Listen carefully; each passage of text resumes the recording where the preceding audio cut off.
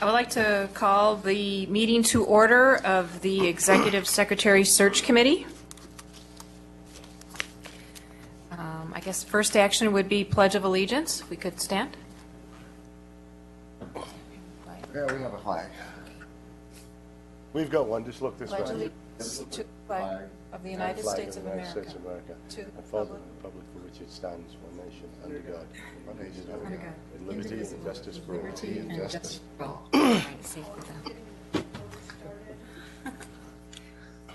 Madam We could have a roll call of.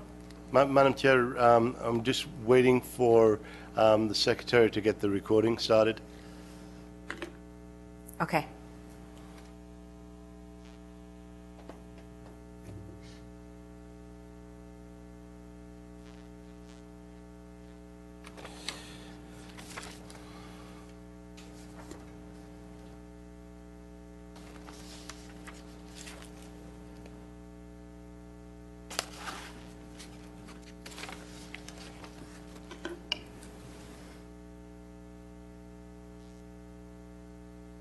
Charlie Cox. Present. Present. Darren Elmo. No, just the committee. This. Okay, I apologize. I don't know who's on the committee. So I'll continue with the roll. Thanks. Charlie Cox is present. Paul Jackson, present.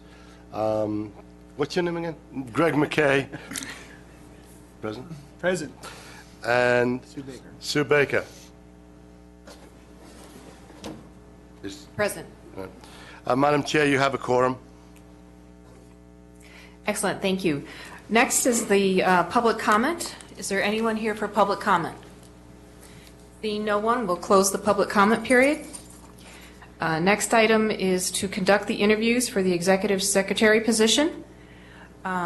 What I want to just give a recap to everybody in that I took in all of the applications and I vetted them. Anybody that made reference to experience with Nevada open meeting law, creating and setting agendas, and taking meeting minutes was invited to the interviews. We invited 7 people to the interviews, and 3 declined. Somewhat through the process. So today there will be 4 interviews. At 9:15 will be Kathy Gross. At 9:45 will be Kim Miller. At 10 o'clock will be Nanita Wasserman. And at 10:30 will be Natalie Wood. I have a series of 9 questions, and I was thinking each of us could ask a couple of them. And I don't know, Greg and Paul, do you have a copy of those questions? I do not, Madam Chair. Neither do I. Okay.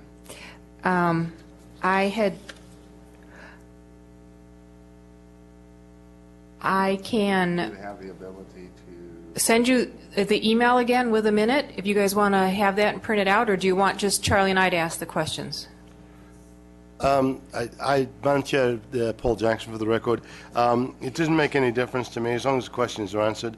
And there may be some individual questions we may have for each particular candidate based on their resume.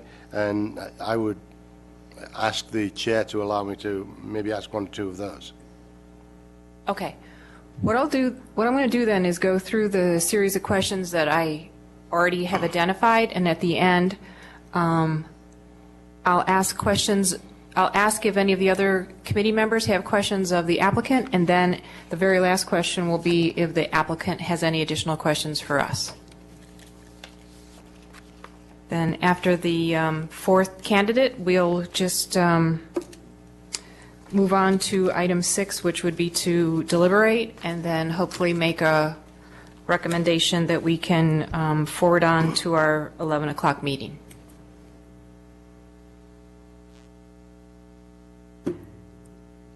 Does anybody have any questions about the process? Commissioner McKay, for the record, no, I have no problem with the process. Good job. Okay, great. Well, Kathy, if we're a little ahead of schedule, but if you're there and you want to, ready to start, we're ready to start the interview process. Madam Chair, Paul Jackson for the record. I was going to have the candidates sit up here, which would allow us to, you to be able to see the candidate properly. Would that be okay, ma'am? That sounds perfect. Thank you, Madam Chair.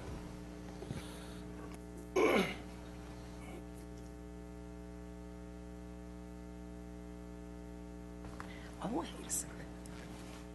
Forward your email to them. Okay. Good morning, Sue. Good morning, Kathy. My mic is on. I don't know whether I should just sort of leave it on, but Just keep Anyway. it on. Okay. That'll be easier. You won't have to worry about pressing the button. great. Okay. Well, we thank you for applying for the executive secretary position. Wanted to give a brief recap of what this role is. Now, Kathy, I know you know that because you've been serving temporary in the position, but just to keep things even, we want to make it be similar for all four candidates. Absolutely. Okay. So this position is part-time, and it serves as executive secretary to the Nevada Commission on Off-Highway Vehicles. The members of the commission are all serving in a volunteer capacity. We have direction through Nevada revised statutes with regard to the running of the commission. And our role is to oversee the registration process and administering of grants. And this secretarial position supports that role. They work directly with the chair of the commission to create and post the agenda and to recap and post and distribute the meeting minutes. And then as we go through the grant process, it will be to be determined how they're going to support that grant process. But that's the general duties of the secretary and all the associated assignments to support those key roles. We do have to be very mindful of the Nevada open meeting law in conducting all of our business. So it's a little summary of the role, and then I'll start with question number 1. Can you please share with us what you know about the Nevada Off-Highway Vehicle Commission? I'm going to wait just 1 second for Paul. I became familiar with the Nevada open meeting law at the very onset of the process. I am aware that we are one of the latter states in the country to have an off-highway vehicle commission, and the real program involves helping our lands be better managed through the use of the people who are the users of off-highway vehicles, and supporting the various different land management, economic development, and I guess tourism industry, as well as ecology issues that are associated with off-highway vehicle usage. Do you want to take the second one? Thank you. Commissioner Cox for the record.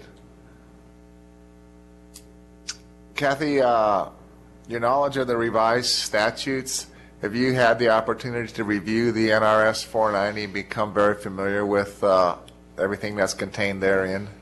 I have. I've had the opportunity over the course of the last 2 months, 2.5 months, to work with the commission, work with the Attorney General's office, and work with the prior executive staff for the Off-Highway Vehicle Commission in order to make sure that the compliance with NRS 290 is followed, and in so doing, I reviewed the laws and statutes extensively.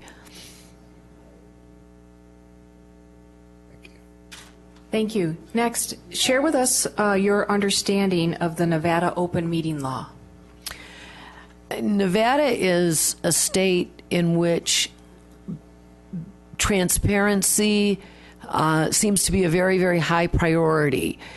The activities of bodies, commissions, committees are required within the state of Nevada to make all of their public activities, or really all of their activities, open to the public, so that the public has an understanding of how money is being spent, how resources are being used, how procedures are being put into place. And with that, all of the meetings need to be made public. They need to be the communication of when the meetings are going to take place, where the meetings are going to take place, all need to be publicly put out there and done in a organized and recognized way, and in a very consistent way. Thank you. Commissioner Cox, I have a question. To your understanding, what needs to be in a set of minutes? I do understand what needs to be in a set of minutes. There has to be the listings of motions, listings of who proposes and seconds the motions. And I think in addition to that, especially within the confines of what is occurring with the Off-Highway Vehicle Commission currently, I think it's very important that there be a record of the spirit of the meeting and listings of public comment. There has been a great deal of public comment as to the evolution of this commission and the activities of this commission, and within the specifics of the needs of this commission, I think that's an important component as well. Thank you. Kathy, have you prepared an agenda before? And if yes, tell us the experience you've had and the level of detail needed to develop an agenda. Prior to being involved as the interim executive or secretary for this commission, I had a executive position within the Boy Scouts, and I had my own board of directors and had to prepare agendas and make sure that the Robert's Rules of Order were followed within the confines of that, and then in this case, within the confines of open meeting law. So my experience in preparing agendas has been in accordance, in terms of what we're doing with the Off-Highway Vehicle Commission, has been in accordance with the demands of the Attorney General's office. I've done the preparation in draft agendas submitted for review with higher bodies, both in terms of the executives here, so that they can provide their input, as well as the Attorney General's office, to make sure that, again, we're in compliance with open meeting law, and then helping to finalize those agendas. Thank you.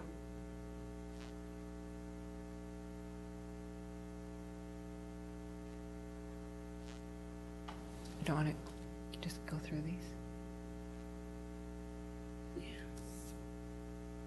Number 6.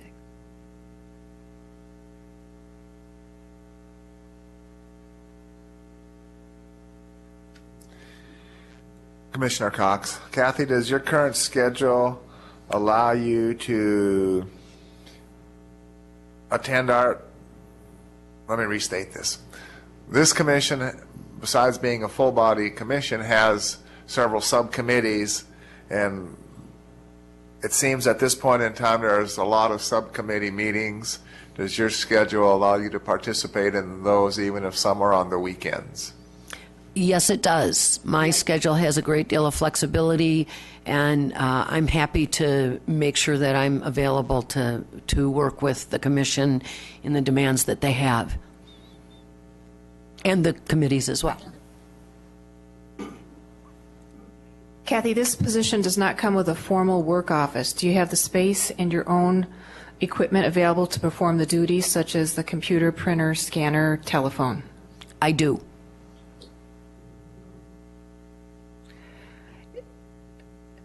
At this point, I would like to open the questions to any additional questions that the commissioners may have.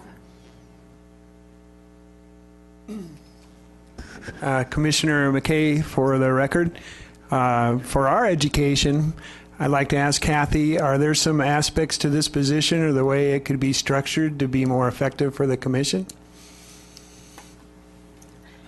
Thank you, Commissioner McKay. In the experience that I've had, and granted, it is the case that the experience that I've had in working with the commission the last couple of months is going to give me some insights that the other candidates don't have, and I am cognizant of that. But there have been increasing demands in terms of providing updates to the website, internet access, and working with communication issues to make certain that the meetings, that the activities of this commission are well known to the public, and that we have a lot of open communication with the public as to what this commission's function is and what our priorities are. And the learning curve and working with getting these things done has really been pretty extensive, and it's been a great learning experience for me.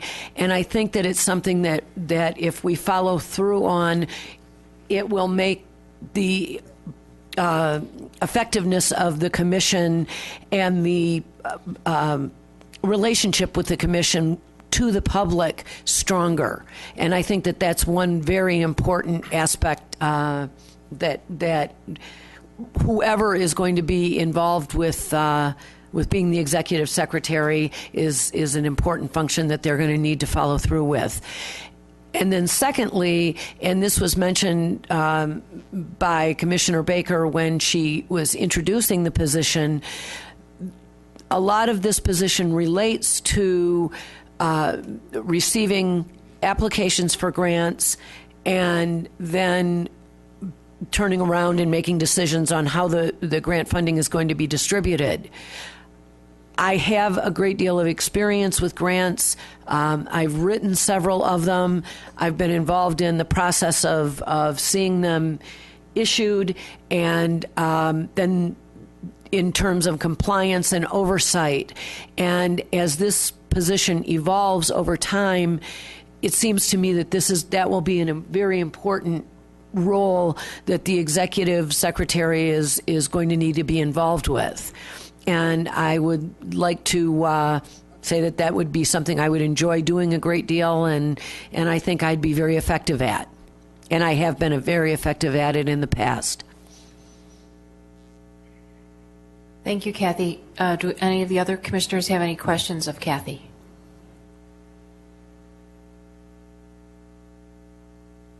Kathy, after hearing of the role, we are asking the executive secretary to serve. Are you still interested in this position, and why? I am still interested in working with the commission and in this position. The reason is that I really believe that the way that the legislature structured the Off-Highway Vehicle Commission in this state was well done. I think that there is a lot of opportunity for this body to do good work in the state of Nevada. I think that it's an important, it's a long time in coming, and it can become an important part of governing and governance within the state, and I very much want to be a part of that. I recognize that there are some frustrations and hurdles and extra work that's sort of involved with the commission at the present time, but I also recognize that over time I think that this is going to become a terrific body that will be a real asset to off-highway vehicle users and outdoorsmen within the state, and I feel like I'm among those people, and I really am enthusiastic in terms of being a part of that. Thank you. The last is if you have any questions of us. I guess I have enough knowledge in terms of where I've been in the last couple of months in being involved with the commission to have a better understanding again than probably a lot of the other candidates will have. I don't know if this is so much of a question as it is a statement. I think that it's something that the commission really, in the long term, needs to grapple with, is that the position as it is stated is a position that occupies 8 hours of a week. And there are times weeks that certainly will be the case. But averaged out over an extended period of time, given some of the hurdles that the commission is going through right now, I think that that's an issue that the commission as a whole just needs to recognize, that averaged out over a period of time, I don't know whether it's realistic for all of the duties of the executive secretary to be able to be accomplished in that amount of time. And in the short run, I don't think that is something that I certainly am willing to deal with. But in the long run, I hope that that's something that the commission can address, and it's something that the executive secretary will have a little bit larger role than that. I do understand that. Thank you. Thank you. Any other questions of us? I think I have a good, there really, I guess, is one other question that I would have, and that would be,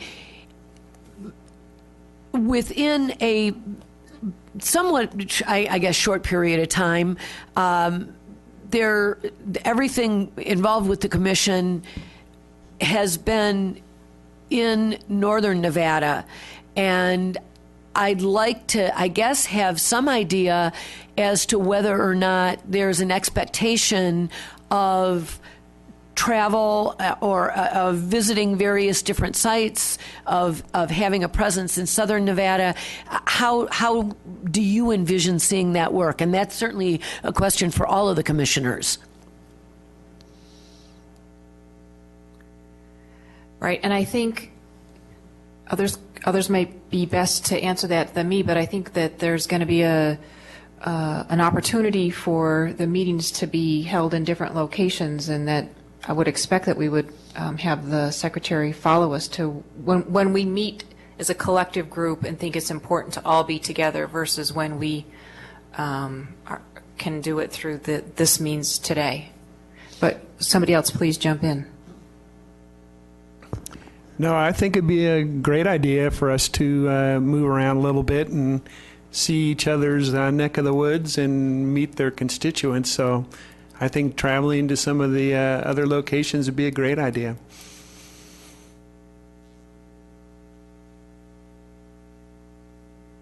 And I think when we do the grants like what we had done before, it was important to be all together. And I think part of it is just the current location of the location of the current commissioners and what makes most sense financially to get everybody together, sort of dictates that. But I do know there was talk about maybe July having the meeting down in Vegas, and we would all venture down, or others would venture this way. So I think to be determined.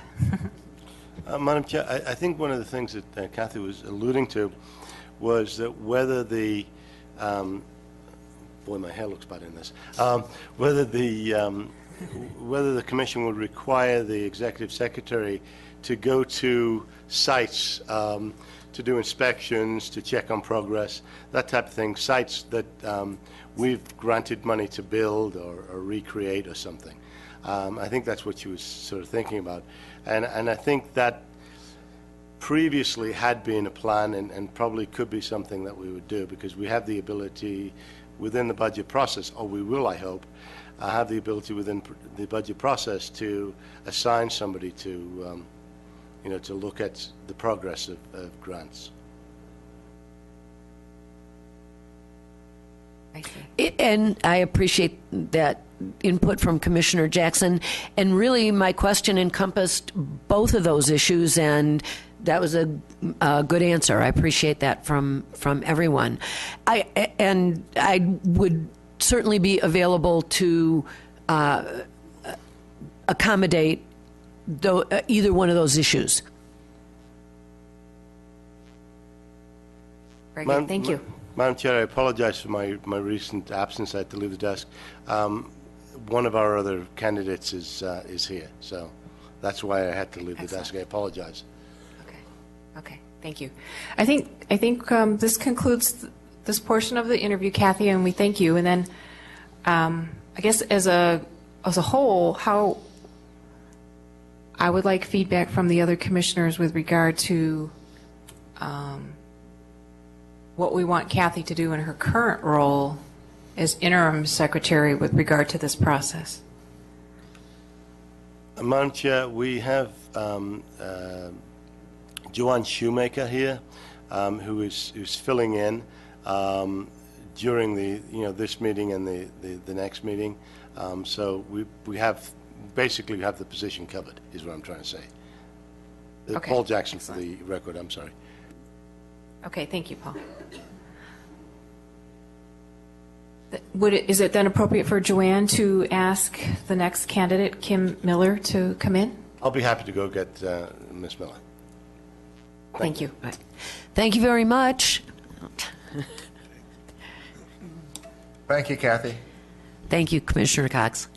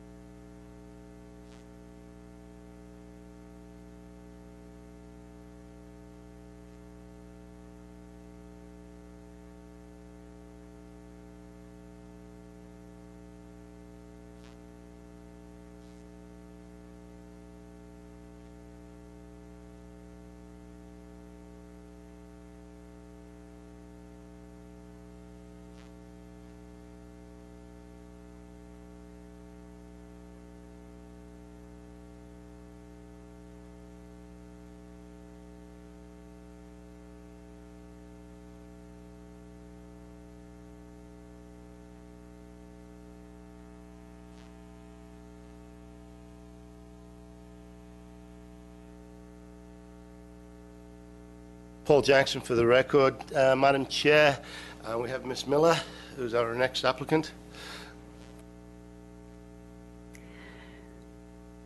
Welcome, Kim. Hi.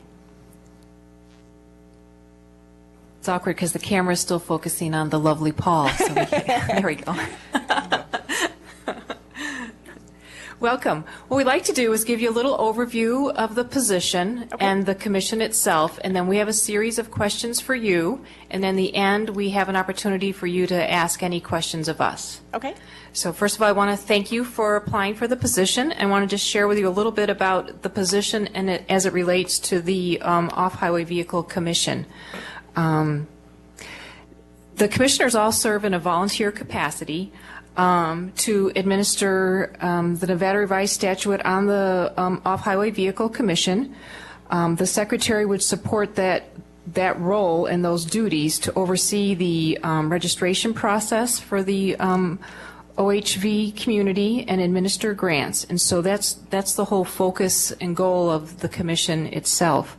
In doing that, the Executive Secretary has to support us with helping identify and formulate the agenda items, and then getting those posted, and then overseeing the meetings by taking the minutes and capitalizing on the key discussions within those meetings, and helping us. We're not quite sure yet when we go forward with the grant process, the role of the secretary in helping us administer those grants.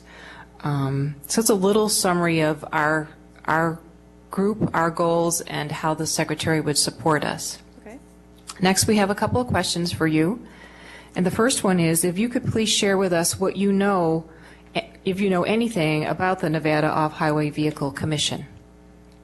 I know, I did read over NRS 490 and saw that you guys basically are there to control the off-road vehicles, the licensing of those, the sale, and, you know, who can issue license, how to issue license, and everything in related to off-road vehicles, whether it be quads, bikes, you know, the extension of anything, you know, that would be used off-roads. Excellent, thank you.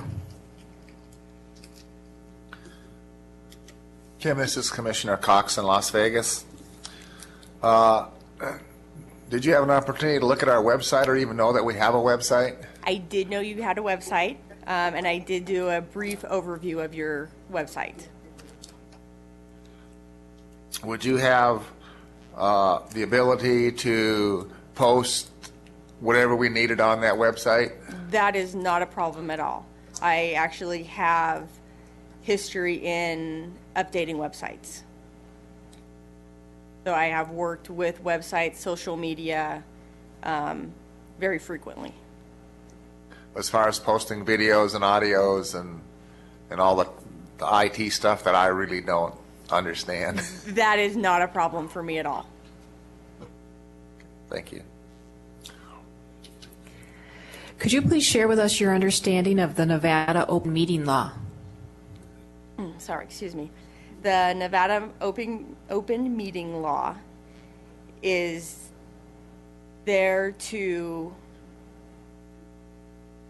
give a transparent government, to make what the commission does visible to the public and open to the public.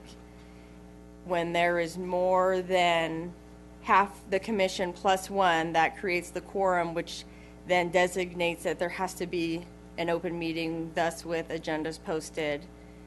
Along with that, you have to write the agenda, post the agenda.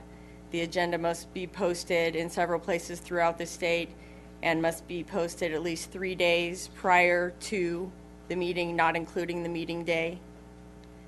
Along with that includes, you know, the taking of minutes and a full disclosure of what happens during the meetings. Great, thank you.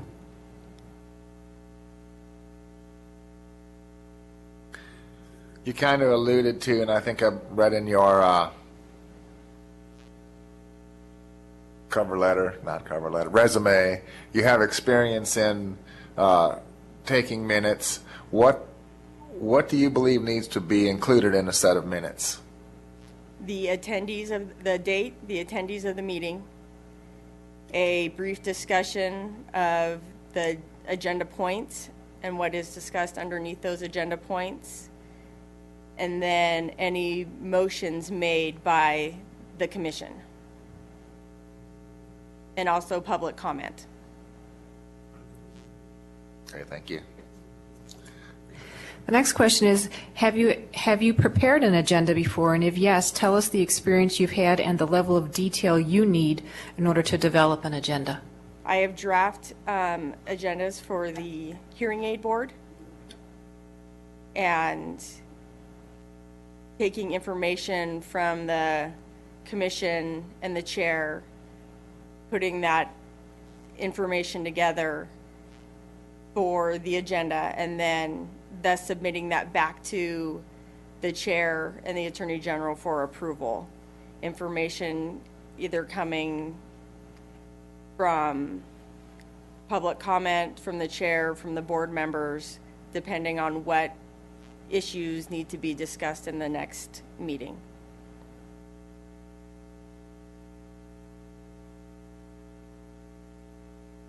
It's Commissioner Cox again.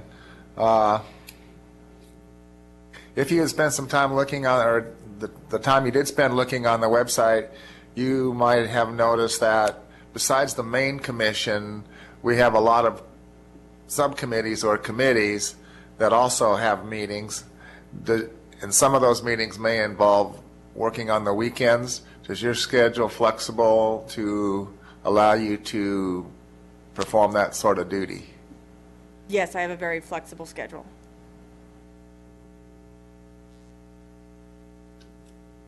This position does not come with a formal work office. Do you have the space and your own equipment available to perform the duties, such as a computer, printer, scanner, telephone? Yes, I do.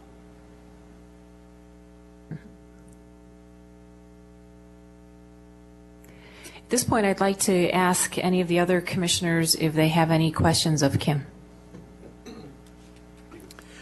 Yes, I have one, Commissioner McKay, for the record. Obviously, Kim, you've had a little bit of time to study the position. Is there some topics or issues you think should be emphasized more, or something could be more effective? In other words, by analyzing this, have you thought about ideas to improve the system?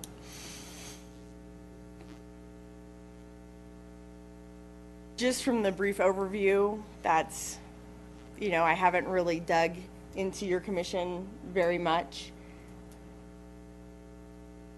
I'm a very organized person, so I think that helps me, and I think the main thing, and I'm not stating that this is an issue with you guys, is just open communication and getting the information out to the public.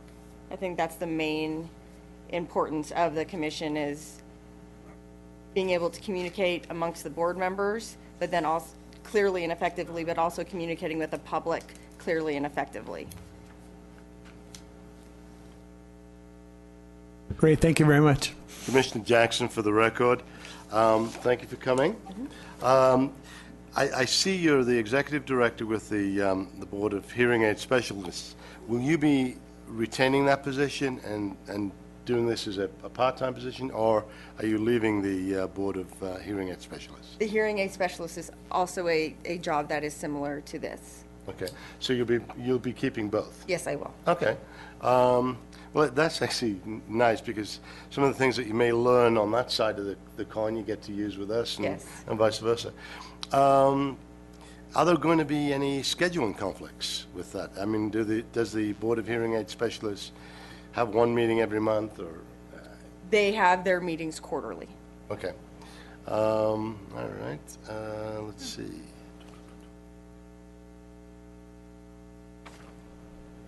I think that's it. Yeah, I have no other questions. Thank you. Kim, I have a question. After hearing of the role we are asking the executive secretary to serve, are you still interested in this position, and why? I am interested in the position. I am actually an off-road enthusiast. My family and I, have quads and very much enjoy to ride them. I believe in the safety and the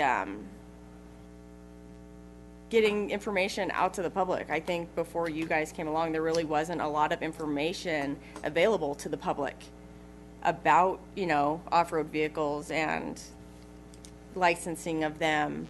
And I think to get safety information and stuff like that out to the public, I think is very important. I also like the fact that it's a part-time job that I can work in conjunction with the Hearing Aid Specialist Board. Thank you. And do you have a contact, the chair of the Hearing Aid Specialist Board that we could contact? Her name's Melissa. I do not have her contact information with me, but I can forward that on to you. Okay, thank you. Last then is, do you have any questions of us? I do. My first question is is there already like a voicemail line set up, an email set up for the position? Madam Chair, for the record, through you, Paul Jackson, yeah, there isn't a voicemail, but there is an email through our website. Okay. Basically, you change the email to your first name, but yeah, the email communications. We really don't take a lot of phone calls. Okay. And if any phone calls that are come in are usually fielded by the chair or the commission secretary. Okay. And then my next question would be, is where would I be getting, if chosen for the position, my backup information so that I could proceed in a successful way with this position? Would I be getting up backup documentation and information like that? I know at the hearing aid board, I have a filing cabinet with all the information, so I just didn't know if that is something that this board, that's something that would be forwarded on to me. Paul Jackson, through you, Chair, to the Commission. Yes, we have. It's actually not a filing cabinet. We have the boxes with all the backup information. Okay. All the historical information. Okay.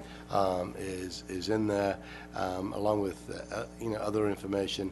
We have several people on the commission who will be happy to fill in with history if need be on something which if selected for the job, you'll need to know some of the history, and basically. We're here to help.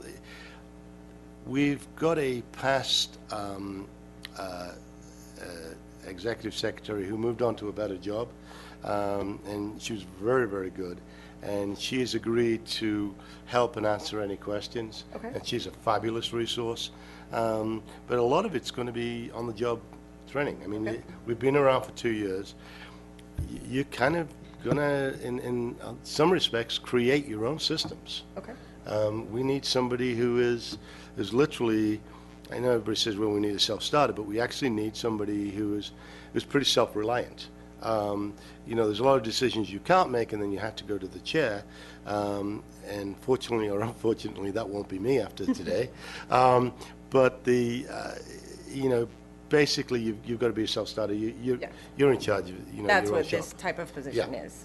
Yeah, exactly. I understand that. Yeah, you probably have the same thing with the hearing aid board. Yes, very much so. We have a much bigger budget. Kim, do you have any other questions of us? I don't. Those were my only questions. Well, this time we'd like to thank you for coming down today and interviewing with us. And it is our intention to finish the interviews this morning, and then in our formal meeting this afternoon, hopefully we would have a recommendation to them and have a selection, and we would get back to you at the end of the day. Okay. That sounds good. Thank you. Okay, thank you very much. Madam Chair, with your permission, I'll go and search for our next applicant. Perfect, thank you.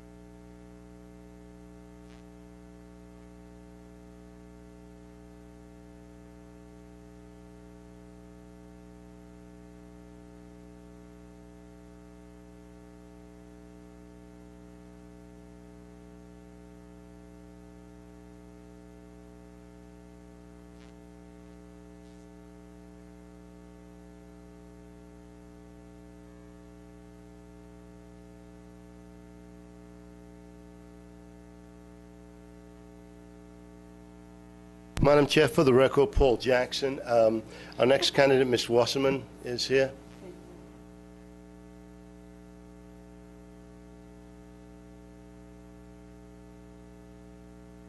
Madam Chair, for the record and disclosures, this is Paul Jackson for the record. In the matter of disclosures, I did know Ms. Wasserman back in 2007.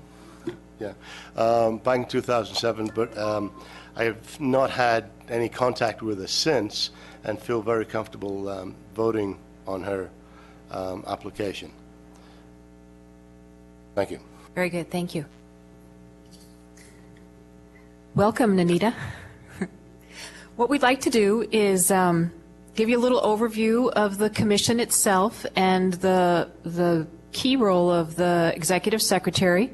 Then we have a host of questions for you, and then at the very end there's an opportunity for you to ask us any questions that you may still have. So first we just want to give a little overview of the commission. We are authorized through the Nevada Revised Statutes, and we all serve in a volunteer capacity. Our goals are to oversee and administer the OHV registration process, and included in that is the administration of grants from the revenue generated from the registration of the OHV vehicles. So we need an executive secretary to support us in that capacity, and their key roles are to keep us on track with the NRS statute and in compliance with the open meeting law, helping us create and set the agendas and get them posted, field questions of the citizens with regard to the meeting process, and then during the meetings keep us on track and take the minutes and get them typed up and approved and then posted. That's a general overview of the position. Next, what we'd like to do is ask a few questions of you. And the first one is if you could just please share with us anything you may know about the Nevada Off-Highway Vehicle Commission.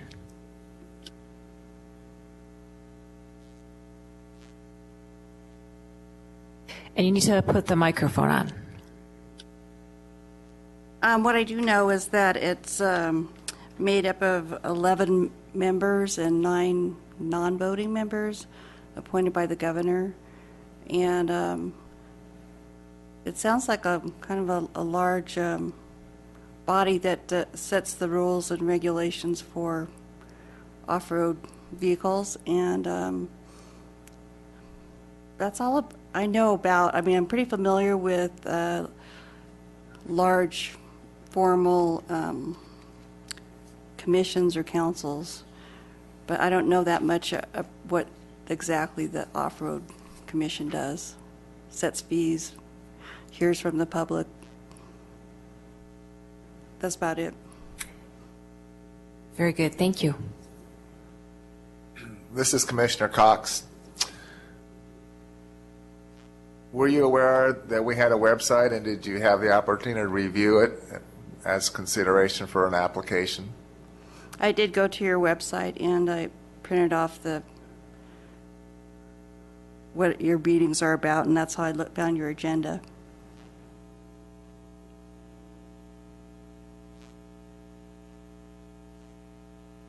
Yes, do you have experience in, if you look at the website, you saw we have audio and video recordings, and it's a very comprehensive website.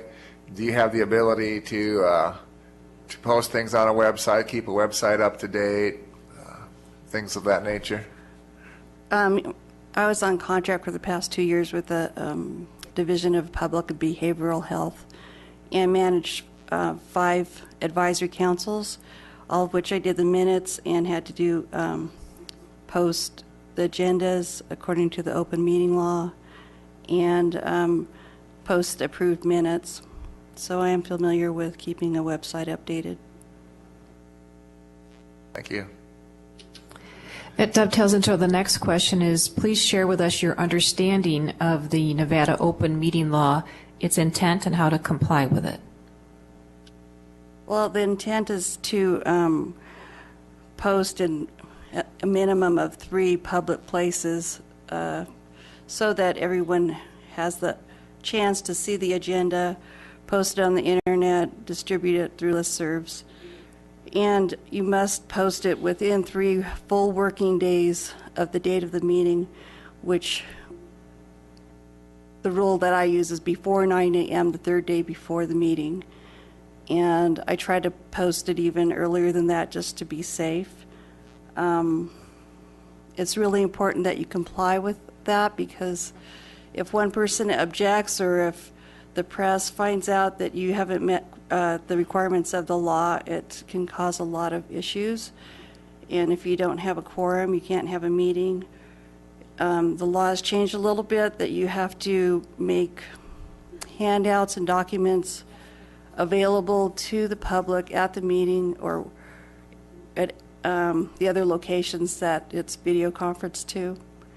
And you help make accommodations for those that might need some, I don't know, that hearing aid or wheelchair access. Thank you. Commissioner Cox again. Tell us your experience in responding to citizen inquiries regarding future and past meetings, meeting outcomes and such. Well, the meetings that I conduct now aren't really that the public are really highly interested in. I have worked with the legislature for 26 years, so when I was working on different committees like Inter Finance Committee or a number of other committees that like Marlette Lake Oversight, when a member of the public would call in, if I could answer the question, I would. If it was something that wasn't within my knowledge or that should be answered by somebody else, I would tell them that I would get back to them as soon as possible or refer them to a different number. I've had... Let me kind of follow up. Okay. Let me follow up on that a little bit. And in I'm of the understanding that as part of the open meeting that we have to provide a room for the public to be able to attend a meeting. And I think in the past, maybe only our executive secretary was in that room and the rest of the commissioners either called in or video conference in or something. Would you be comfortable in a situation like that? Yes, of course I would. I'm used to attending meetings that a lot of them are staff, but they are still open to the public, and you have to be available so that if someone does need access to that information or have a question about the meeting, there should be somebody present. Thank you. Have you prepared an agenda before? And if yes, tell us the experience you've had with that and the level of detail you need to help to develop the agenda. Well, through my years of working with state government, I have prepared agendas. I know to comply with the open meeting law, you have to make the agenda items detailed enough so that the average layperson can look at the agenda and know exactly what's going to be discussed. And so I try to use that rule of thumb, and then I work with the advisory council members to put topics on the agenda that they want to discuss, and with staff of the health division, and occasionally, you know, a member of the public that wants to make a statement about the process. And so I think I'm pretty good at putting together an agenda that would be approved by the legal counsel, if you guys use one.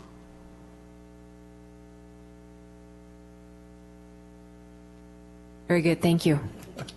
This is Commissioner Cox again. Our meetings are usually scheduled a few weeks in advance, typically during a week, but there have been occasions where Saturday has been involved.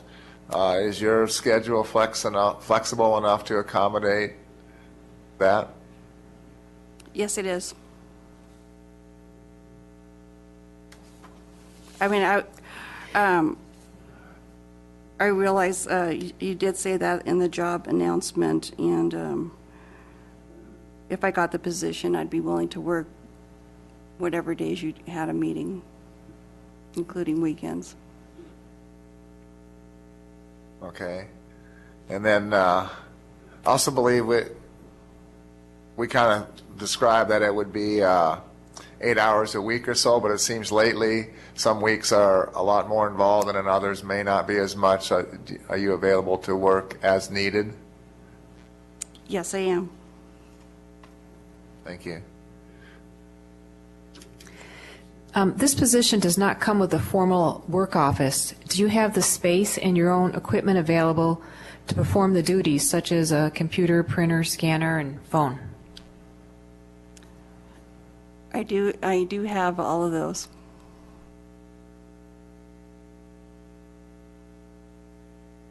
At this time, I'd like to open it up for any other questions that the other commissioners may have. For the record, Madam Chair, Paul Jackson.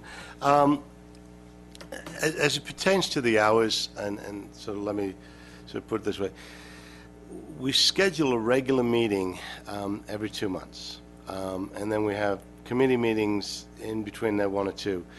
I think what really happens, we base the amount of hours that we allow on our previous executive secretary, who was very efficient and very good at doing it, and we basically took what she billed us and we averaged it out.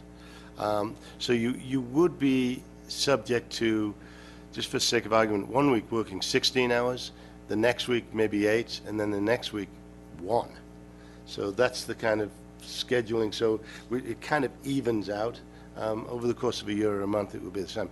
But I think Commissioner Cox was getting at, you are flexible enough to be able to do that.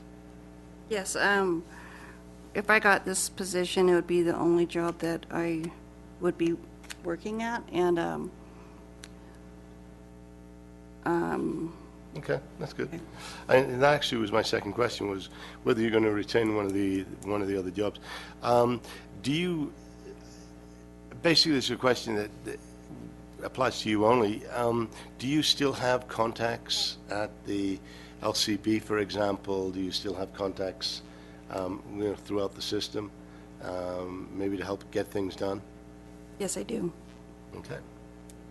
I have no further questions. Thank you. Commissioner McKay, for the record, you seem to have extensive experience in this arena. With your investigation of this position, are there some items that you think could use improvement or more emphasis? I'm just looking if you found some ways you think you could improve on the system. Well, I'm not sure on, well, one thing I did notice is that you guys use audio recordings, and I haven't confirmed this, but most meetings that are conducted at the legislature, you can have them recorded on a CD, and they'll give them to you. And that would probably be a more efficient way to make it available to the public. That's the only thing I noticed. Paul Jackson, for the record. One of the things that happens is the LCB isn't always available, and then sometimes we actually have meetings which are call-in meetings, which basically everybody just calls in, and you're the only one sitting at the library because we have to have somebody there, and that's usually when those audio recording meetings come up. So, and again, alluding back to Mr. Cox's question about updating the website, there is actually a little bit to learn about how to update the audios and the videos to the website. It's not rocket science. Mr. Malone from the Department of DMV has been helping us with it. And I'm sure he can teach anybody who's reasonably technically savvy to do it, even me.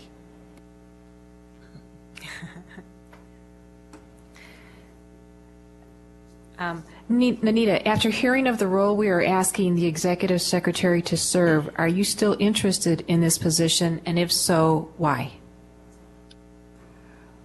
Well, I retired in 2009 from state service, and I was still young enough to still want to work a job. Now I just want to cut back and have more free time instead of working a full-time position, and I think that this would fill that niche of wanting to work and still having some interaction. I do enjoy working with people and the public, and that's why I still have all my friends from the legislature and, all my connections around the state, so.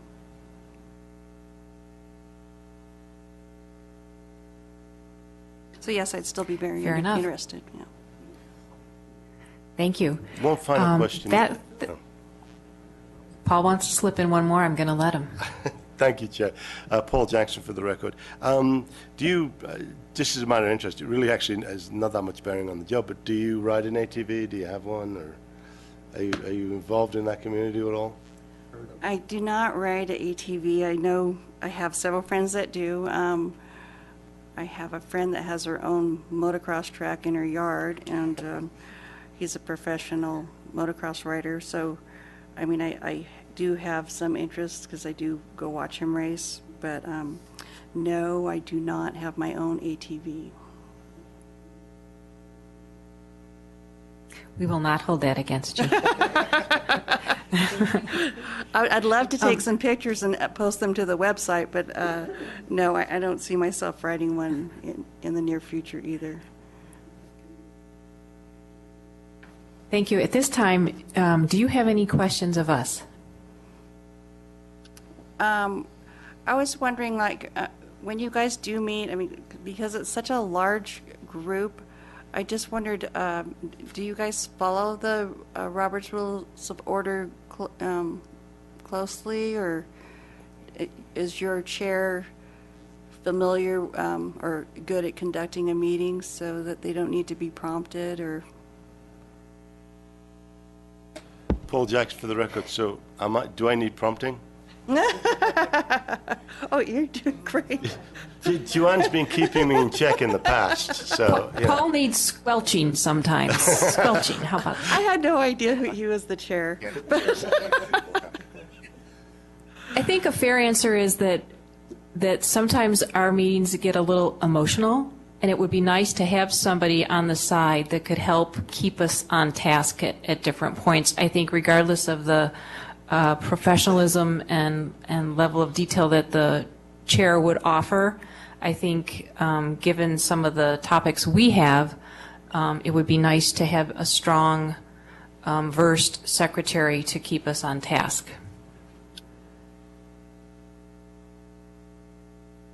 Well, I think that for the many years that I've sat on numerous hearings, when the legislature was in session or other studies, that I could be helpful in that regard. That's great. Do you have any other questions for us?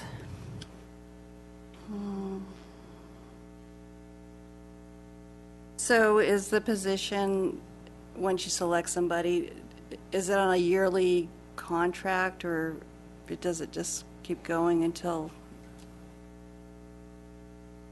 I don't know, until somebody says that you're not, that position's no longer available, or?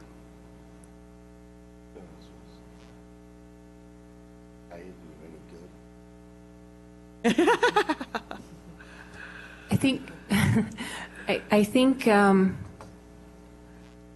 I don't know the answer to that question, and Paul, maybe you can help with that. Madam Chair, Paul Jackson for the record.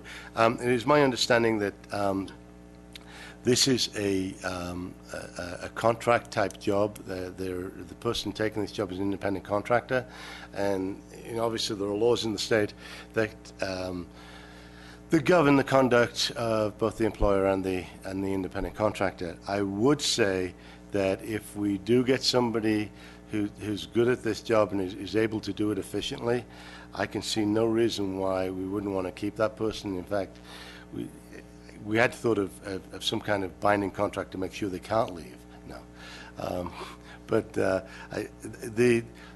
contract, as the way the NRS is written, we are supposed to hire and maintain and keep a executive secretary, and I see no reason why that wouldn't go on for infinitum. Like that, infinitum? So, yes, there is a lot of job security in this job if you're any good at it. That was all the questions I had. We want to thank you for participating today. It's our intention to finish the interviews today and then deliberate and make a formal recommendation to the full commission that meets later today. So we will be getting back to you by the end of the day. Okay, great. Thank you very much for the opportunity. Madam Chair, Paul Jackson for the record. Our next applicant is waiting outside. Great. Please bring him in. Thank you. Okay.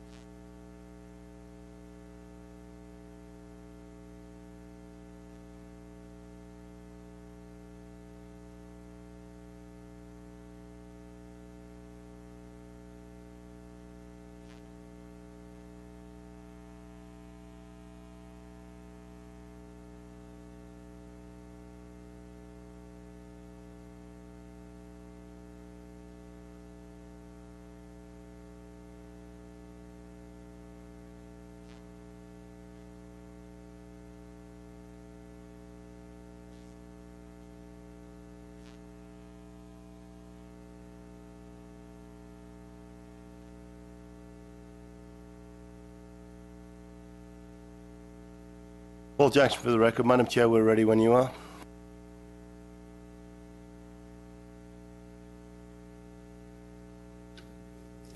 Thank you. Welcome, Natalie.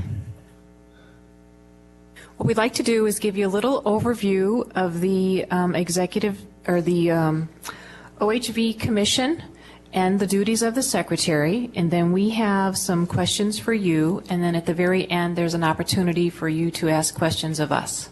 Okay, good morning, thank you. First I want, great, and you can just keep your microphone on so that you don't have to keep pressing it, that would be fine. Okay. We want to start by saying that the Nevada revised statutes dictate the duties of the Nevada Off-Highway Vehicle Commission. We all serve in a volunteer capacity, and it's our role to oversee the OHV registration process and then administer the grants from the revenue generated from that registration. We're relying on an executive secretary to help us with that role, primarily through understanding the Nevada revised statutes and keeping us on task, helping us with the development and creation and posting of the agenda, and then through sitting in the meetings, encapsulating the key content of the meetings through meeting minutes, and then distributing them, getting them posted, responding to citizen requests regarding the meeting itself, and then referring any other questions more technical over to other people. And then as we move forward through the actual grant administration, it's it's not clear quite what role we would want the secretary to serve as we oversee and administer the grants. But that's the basic summary of the commission's role and the support we need from the executive secretary. Okay. And now we'd like to just go through a series of questions that we have for you. And the first one would be, could you please share with us anything you might know about the Nevada Off-Highway Vehicle Commission? I just learned recently more about it by researching your website from the job description. And what I learned was that you guys are fairly new. 2012 is when you came together. Is that correct? Yes. And then pretty much that's correct. Improving, protecting, managing the money for it, increasing the tourism. You know, I grew up in Nevada, so I'm very familiar with a lot of the off-road trails and different places, and even have seen how some of them have started to have, I guess, more structure and actual rates to get in. So those would be pretty much my knowledge of it. This is Commissioner Cox. Natalie, welcome. Are you familiar at all with the statute that governs this commission? I reviewed it as well, the NRS 490.067, and it seemed pretty brief to me, but I learned more about that on kind of the vehicles. Like I said, with growing up here, I'm very familiar with quads and banshees and snowmobiles and the area for that, and kind of looked into the general funds, how you guys are funding, the revolving account. So yeah, I did research that a little bit. Could you please share with us your understanding of the intent and how you comply with Nevada open meeting law? While I was at Western Nevada Regional Youth Center, I was the office manager there and served on the executive committee for them, which consisted of judges, probation officers, and of course our administrative staff there. And that would be with my filing and participating in the meetings. So I created the agenda, had it approved by my executive director of the facility, and then I would send those out within the right qualifications. It's been about 2 years since I did that, so I would want to get refreshed on the open meeting laws to meet the right time frames, to have agendas posted, where they're posted for public meeting laws, and want to see where you guys actually do post that information. And then also the minutes, I would type those up like I said, have those done within the time frame, get those out to all the individuals by either email. Actually, everyone did email. I didn't have to fax anybody for those, but if they requested it, that would happen. Attending meetings, recording the meetings. Trying to think if there's anything else I need for open meeting law. So pretty much posting agenda and minutes within the time frame, and also recording the meetings and making sure that if we need any adjustments per meetings, those are made in the right time frame as well.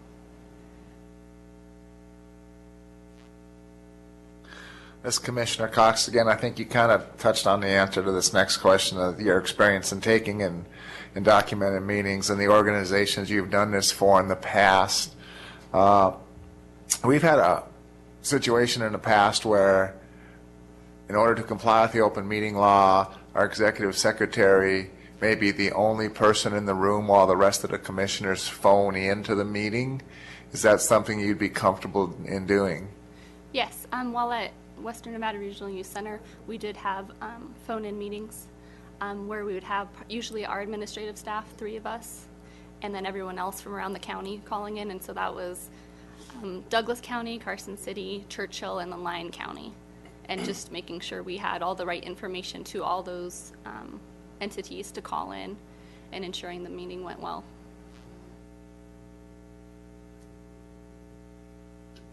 Thank you.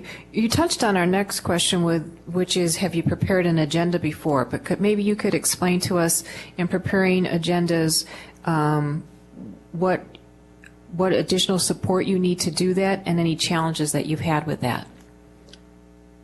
Well, with the agendas, currently I'm serving on the PTA as secretary for my daughter's school and doing all the agendas for that. So currently, process is just Usually after our meeting, I'll sit with the president, and that's kind of what I did in my last position too, is sit with the director, kind of get it lined out of what we needed to do ahead of time. But usually within the meeting, you kind of have that organized. Any support I would need after the fact to get that out could be by email if I needed any reference to ensure that I had all the topics. And I'm not sure how you guys manage the meeting minutes and agenda, how you would like that to be done. But primarily go off the meeting and then ask probably my supervisor for any support to ensure I had everything within it.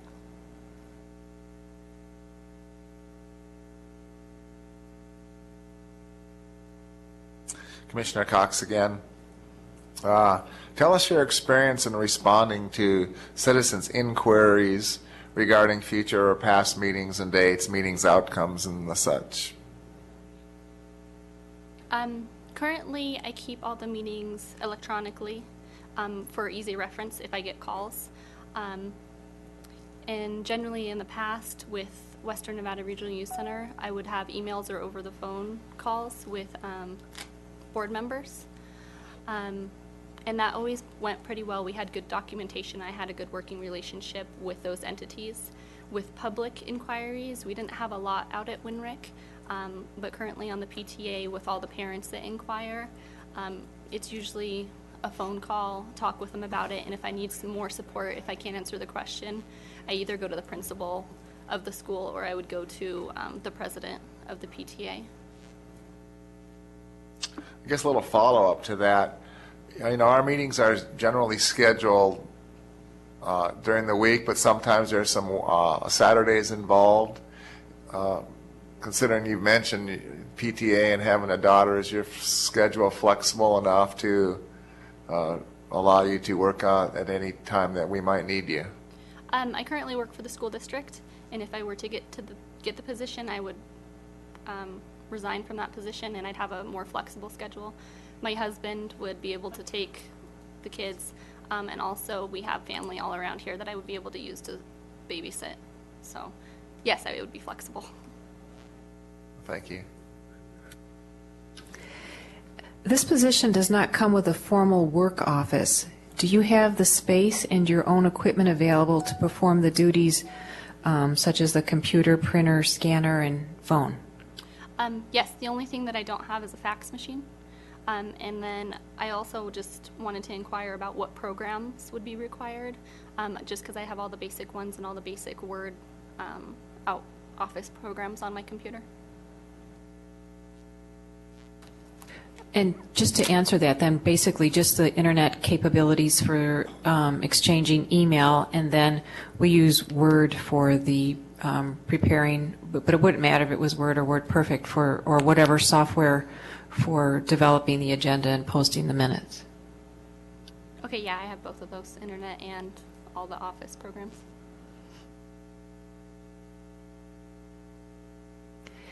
At this time, I'd like to open up to any of the other commissioners for any questions they may have of you. Madam Chair, for the record, Paul Jackson.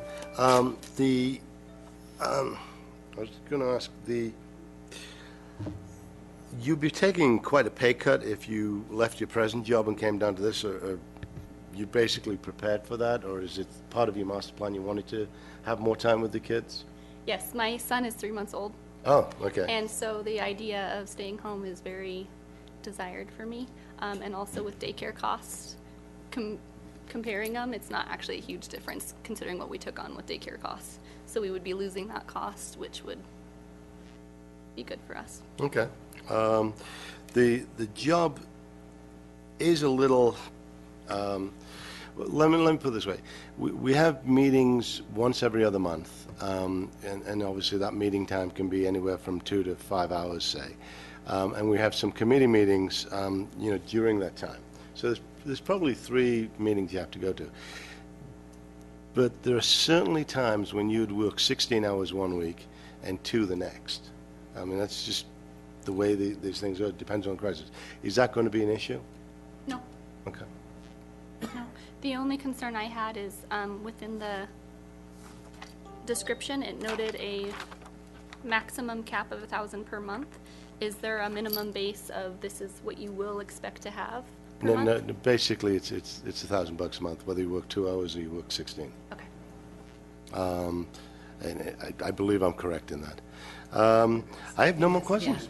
Good.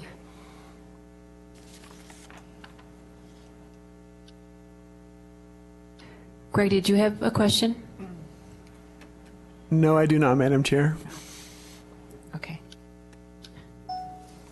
Natalie, then at this time, I would like to ask you, after hearing the role, we're asking the executive secretary to serve. Are you still interested in the position, and if so, why? I am interested in the position.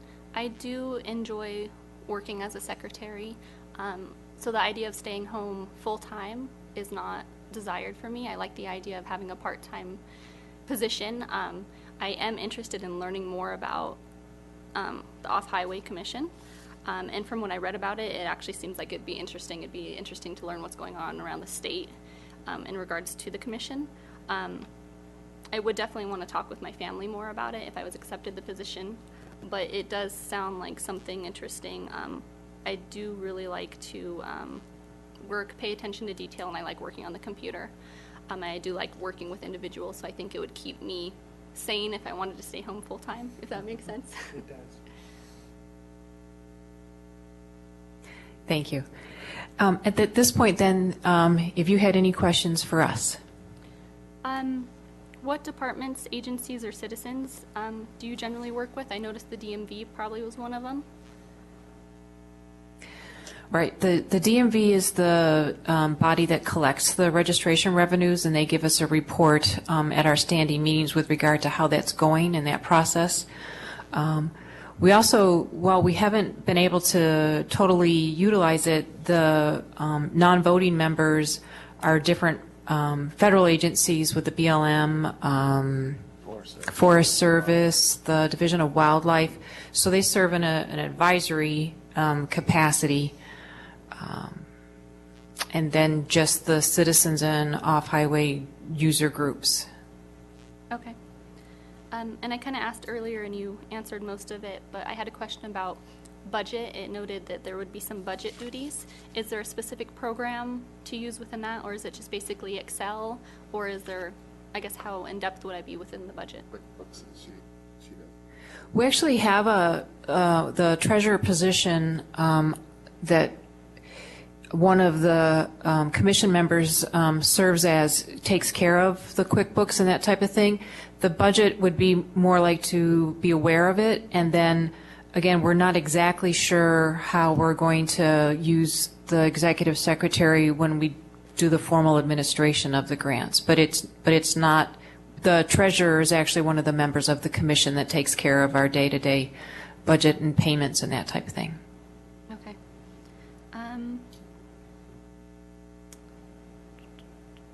And then I also noted that you guys are relatively new, starting in 2012.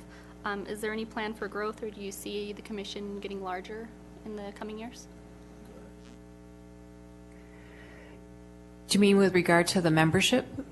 I guess maybe with programs topics, it looks like the grants is a new thing, so that's probably something you knew you took on. Is there anything else that you expect or that to expand possibly? Madam Chair, Paul Jackson for the record. Please go ahead. Yeah. I think what you're asking is there a possibility of the job expanding?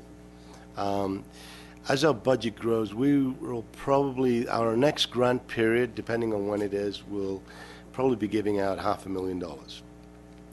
I would expect over the next year, 2 to 3 years, that to grow exponentially. The possibility is that there's 400,000 OHVs in the state. At $20 a pop, you do the math. You know, we're somewhere, you know, somewhere in the $7.5 million range if DMV stays at the same funding levels. So, yeah, there would be an expansion. If we're doing a lot more grants and they're a lot bigger, then we would probably expand the executive secretary staff.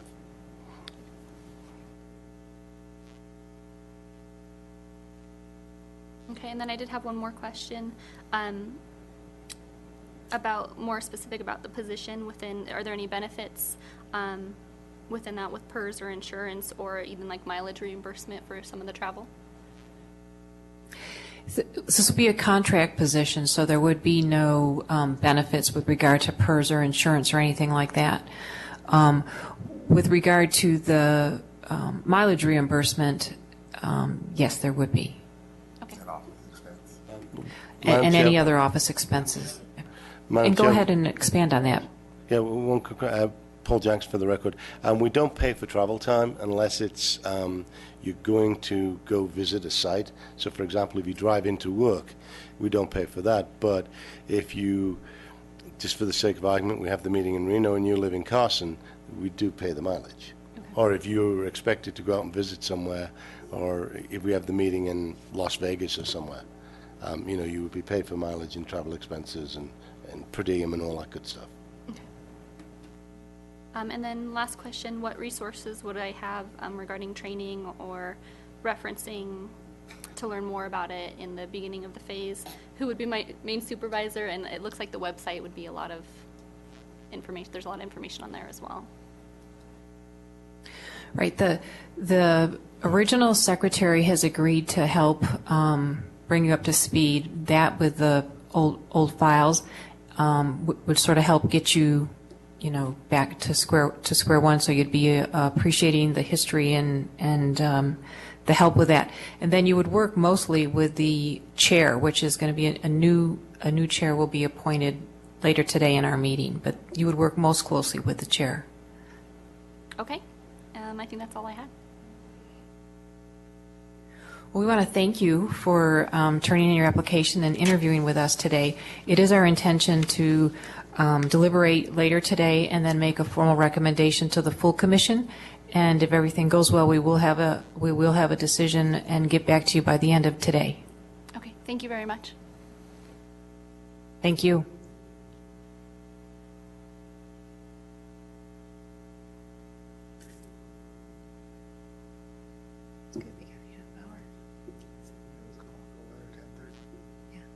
Oh, yeah. Basically, Commissioner Baker, Yes. this is Joanna. If I text you my email address, would you mind sending your questions as well as the resumes so that I can put that into the record? Absolutely. Thank you. Do resumes have to be in the record? It's okay to. I have.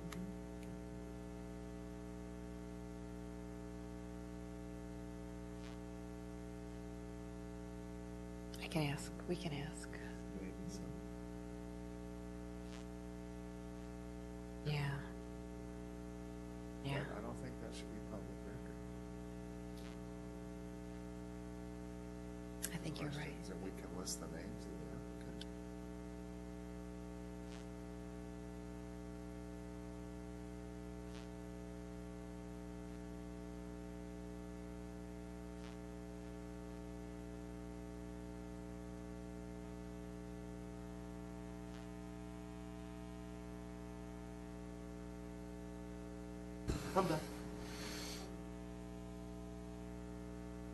Thank you, Chair. I'm back.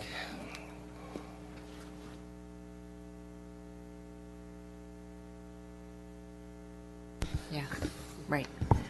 Okay, we go on to item number 6 now, interview deliberation, and I would just like to have this be a open forum, but maybe we just start with each one, or if somebody wants to start off with a recommendation or discussion. Madam Chair, this is Paul Jackson for the record. I basically have been scoring, all the way along, and I set up some brackets, ease to work with, communication skills, experience, and then a total score. And quite honestly, totaling up my scores, my two top applicants would be Kim Miller and Ms. Wasserman. I don't know if that's where you want to start, or do you want to go through each one individually? I think I think that's a great way to start, and I actually would agree with you that those were my top two. I'd like to hear from Greg and Charlie. Commissioner McKay, that was my assessment also. This is Commissioner Cox. My assessment also, and I actually was leaning a little more toward Ms. Wasserman with her contacts in the LCB and extensive knowledge of Robert's Rules of Orders. I think that's something that whoever might become chairman could use some experience in that area. Paul Jackson, for the record, I would agree with Mr. Cox. Ms. Wasserman can be, how can I put this politely? She can be tough when she needs to be. She can, I mean, if she needs to lay down the law on something, even with commissioners, she can do that. It isn't in a polite way, but she can be very tough, and which is in a good way. And I had to look back, but I had a little experience with her, the Marlette Lake Oversight Committee. They did a great job, and if she ran that particular committee and its inner working, she's highly recommended.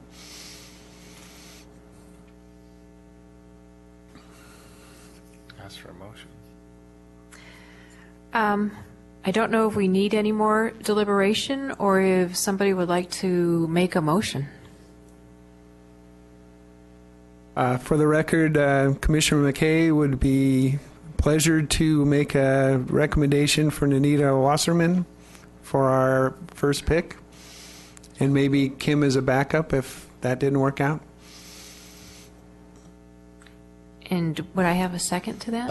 I will be happy to second that. Paul Jackson, for the record. Any discussion? Commissioner McKay, I wanted to thank you, Sue, for orchestrating the process and putting it through on a timely schedule.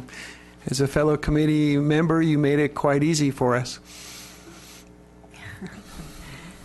Thank you. All right, all in favor of the motion on the table? Aye. Please say Aye. Aye. aye. Any opposed? Hearing none, motion's approved. I think we had some great candidates. I was a little concerned when a couple called and canceled, but I was very impressed with all the candidates, and I think we're going to have some help, much needed help.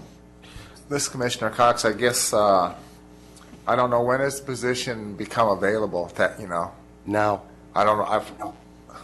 what time is it? Has our current contract run out, expired with our current executive secretary? Kathy's contract runs out either today or when we hire a new person.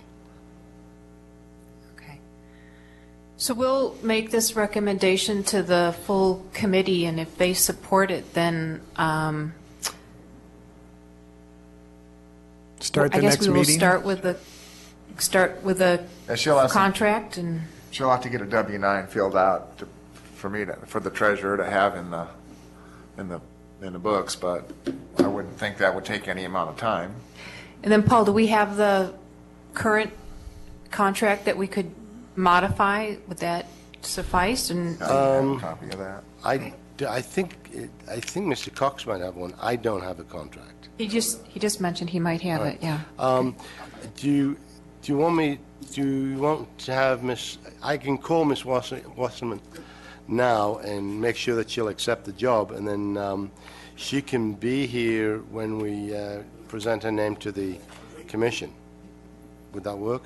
I don't know if that's legal before we present it to the commission, is it?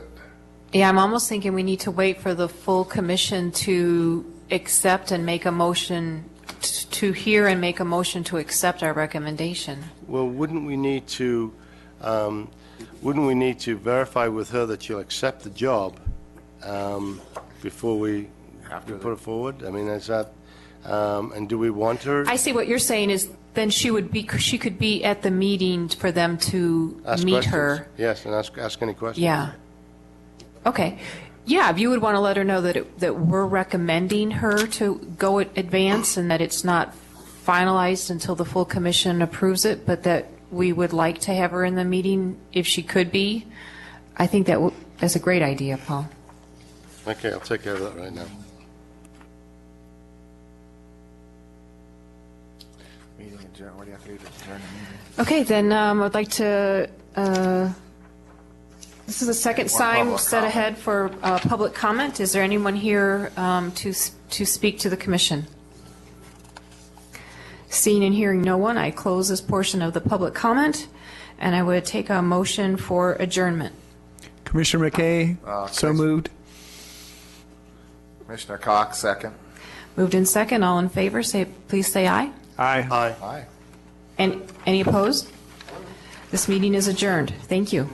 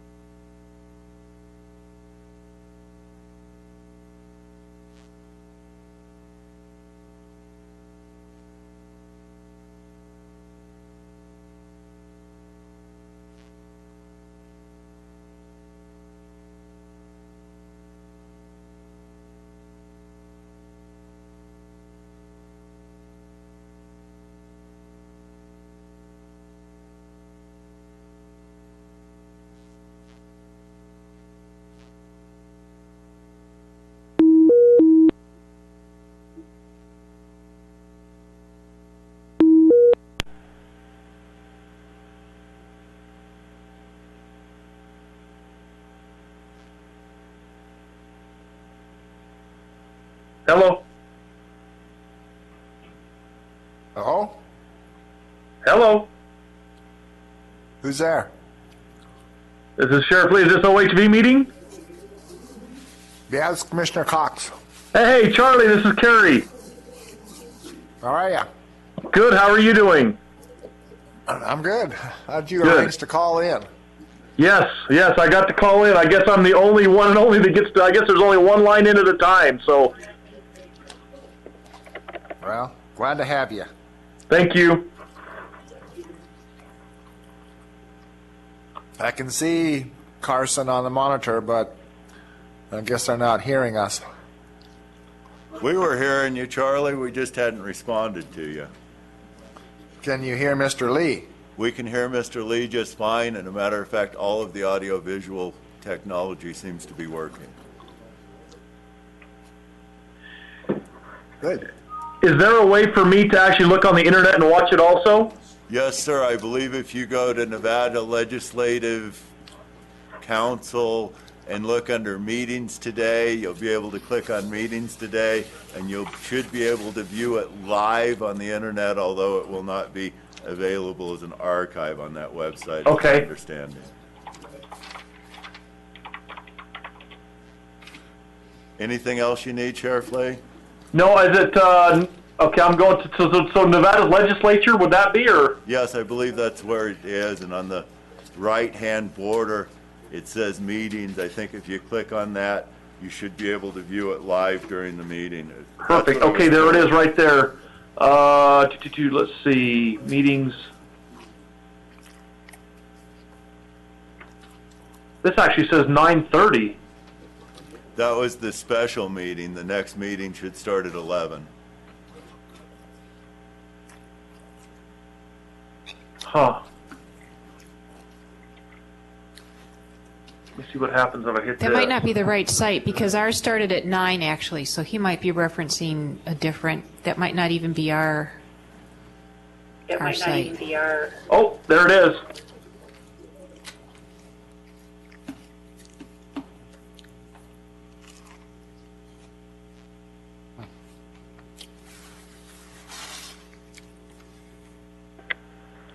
Okay, I can see Carson, but I can't see anybody else.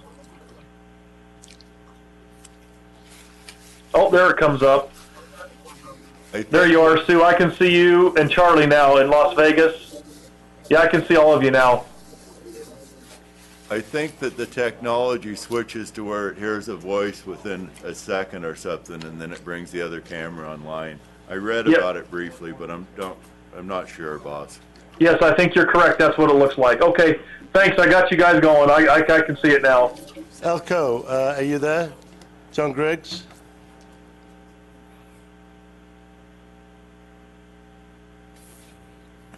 Oh, I need this other. Oh my gosh. I need this. It's right here.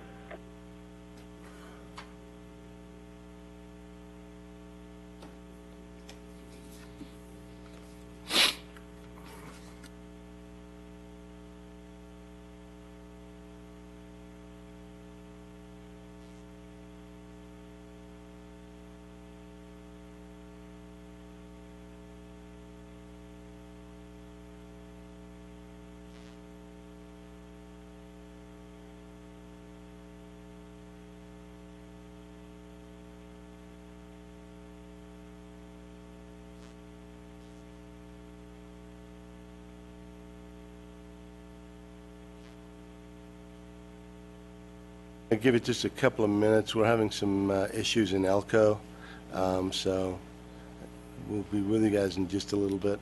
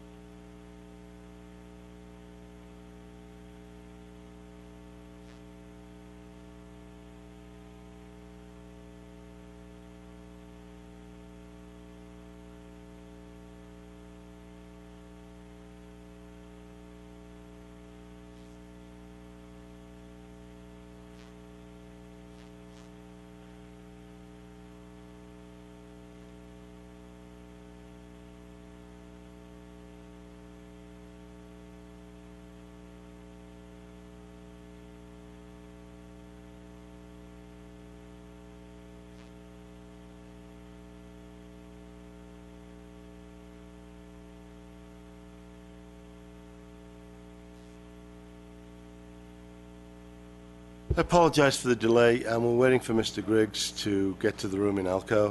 He has texted me and told me he's on his way to the room, so I'd expect him there momentarily.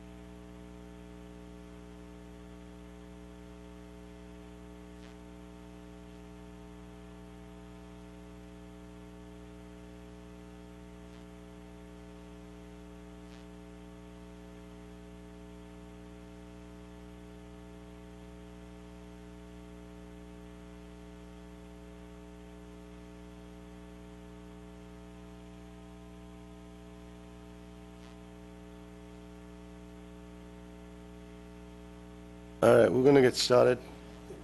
You just checking on Bureau, you said he was in the building. Yeah, I know. Well, give him time. I'll pull his out.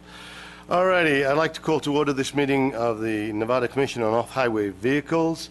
It is March the 20th, and the time is approximately 11:11. I'd like to start with the roll call. Kathy, please, can you do the roll?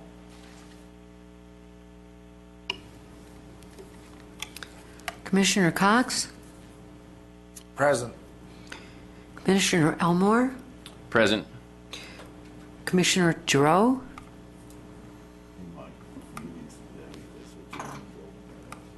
Commissioner Griggs? Commissioner Griggs is in the building on the way. We'll count him as present when he arrives. Commissioner Jackson? Here. Commissioner Lambert? Present. Commissioner Lee? Lambert? Present. Commissioner Lee? Present by phone. Commissioner Richardson? Present by phone. Present. Commissioner. Commissioner Baker? Present. Commissioner McKay? Present. And Commissioner Jackson, for the record, and note that Mr. Griggs has arrived, so please mark him present. Thank you. Do we have a quorum? Chairman, we have quorum. All right, thank you. If we'd all rise for the pledge. Mr. Lambert, would you lead us? I pledge allegiance to the flag of the United States of America, and to the republic for which it stands, one nation, under God, indivisible, with liberty and justice for all.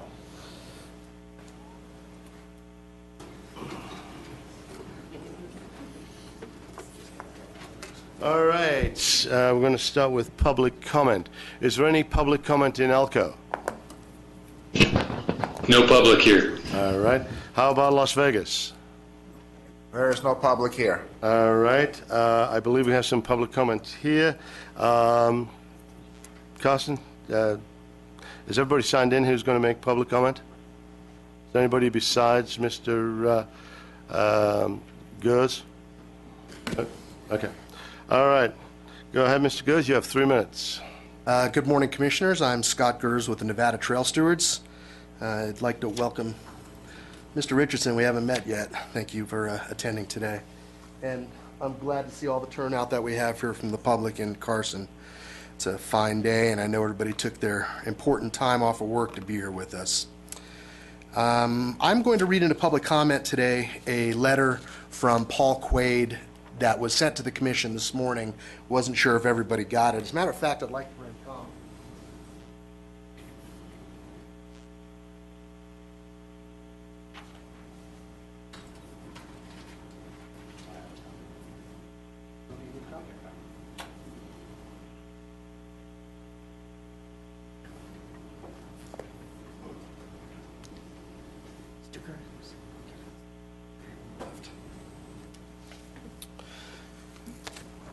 The letter begins on the backside from an email response from Paul Jackson on March 17th at 3:02 p.m. in regard to a conversation with Paul Quaid, Attorney Paul Quaid. It states, "Dear Mr. Quaid, thank you for your letter dated March 12th, 2014.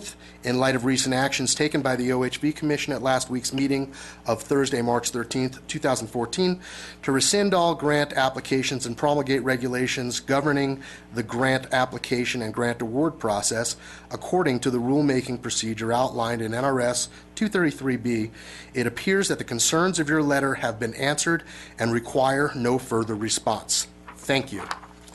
Mr. Quaid responds this morning, and Mr. Quaid says, "Dear Commissioner, dear Commissioners, I received this electronic mail from the chair of the OHV Commission on Monday. Certainly the Commission has made steps towards rectifying the ongoing problems in conducting its business. However, after not receiving the promised recordings of the past meetings, not having the proposed minutes or other relevant attachments made publicly available as promised, reviewing the agenda in particular the item number 13, and having reviewed the actual ethics complaint signed by Paul Jackson as chairman of the NCOHV, I am afraid that the Commission, or at least some of its members, continue to head in the wrong direction. After the last meeting, I believe the Commission was moving forward and would stop the ongoing personal attacks, notwithstanding the comments of a select few of the commissioners. Indeed, I hope the full public disclosure of the past activities would bring to light the reality of the situation, particularly as it is pertained to the Vice Chair Lambert. But again, this has not happened. Therefore, my concerns have not been answered, and I, as well as numerous interested parties, will continue and demand accountability by this public commission. With respect to referring any individual to the Ethics Commission, it needs to be emphasized that the questions surrounding conflicts and the ethical presentation of grant applications by interested commissioners is exactly why adequate regulations should have been promulgated originally. The Commission is largely made up of laypersons who have personal and professional interests in OHV use in Nevada. It is of note that the OHV Commission did not have conflict or advocacy policies and procedures in the first place to guide people in the grant process. Now, what continues to be proposed is an individual's personal credibility be questioned through an official ethics investigation for breaking unwritten rules and without clear guidelines that fall squarely on the shoulders of the Commission in the first instance. From an outsider's perspective, this is completely backward. It appears the Attorney General will be defending Vice Chair Lambert related to Paul Jackson's complaint. At this point, I am forced to personally defend the complaint and will do so strenuously as it contains several inaccuracies and outrageous implications. We are considering our legal options related to those inaccuracies, which hopefully will not affect the other commissioners other than the person who authored the same. Whether other commissioners were parties to authoring and forwarding the same to the Ethics Commission will be investigated and discovered. I am promising we make detail of the complaint as well as the responses thereto the public. But that is not my decision, as I do not have the authority to disclose any particulars at this point in time. He quotes NRS 281A, Section 440, 7 and 8. I humbly suggest Paul Jackson's complaint, purportedly authored on behalf of the Commission, be withdrawn as a direct contravention of the formal and anonymous vote of the Commission on February 12, 2014. In any case, if it cannot be withdrawn at this point in time, Paul Jackson's complaint should properly be addressed to the Ethics Commission as it stands now before any further action of the OHV Commission. Indeed, agenda item number 13 appears to be a crass attempt to have the Commission approve Paul Jackson's rogue comment after the fact. It's pretty apparent at this point that these actions are involving the entire Commission, not just those of Paul Jackson. So I believe that it should be noted by the Commissioners that everyone is being represented here by Mr. Jackson's actions. That's my side note. This juncture in the Commission's history is a time for reconciliation and moving forward. Yet, I see in part we are continued by attempts by a few to rationalize and excuse previous behavior that is reprehensible and illegal. I, for one, am happy to move on and attend to other business and participate in the development of proper regulations with the Commission. However, that cannot happen until certain members of the Commission stop the personal and egregious personal attacks. Indeed, I firmly believe a house cleaning is in order to put this chapter behind the Commission. Thank you once again for your time and consideration in this matter. I look forward to hearing positive outcomes from today's meetings as I have other business to attend. Signed, Paul Jackson, Esquire. Thank you for your time. You. Just for the record, Mr. Gers meant Paul Quaid, not Paul Jackson. I'm not an Esquire. Thank you very much. Is there anybody, are there any other public comment? Go ahead, sir. Name and organization for the record, please. My name is Larry Caulkins, and I represent Nevada Four-Wheel Drive Association. Now, I've been here at the last 4 or 5 meetings, starting with the ill-fated telephone meeting. And my comments have to do with just trying to get the Commission to do things in a normal meeting fashion, and these are not necessarily in any particular order. Number one is the Commission can decide whether to have public comment before and after the agenda items, as we do now, or public comment on each agenda item. We recommend the Commission take public comment on each agenda item because the public might have something meaningful before you vote on these agenda items. I recommend each member of the commission read Robert's Rules of Order and abide by them. When formulating the new grant process, put each received application on the website for at least a 15-day comment period by the public before action by the committee. And the scoring of the grants should also be public record. Each member of the commission should review the handbooks and PowerPoint presentations available to them concerning the proper and legal deportment of the commission. And finally, motions should be written, seconds be recorded, and they should be published as written in the minutes of the meeting, not changed by the chair or suggested wording by the chair so that it formulates something he exactly wants. So anyway, those are my comments, and these are for the record.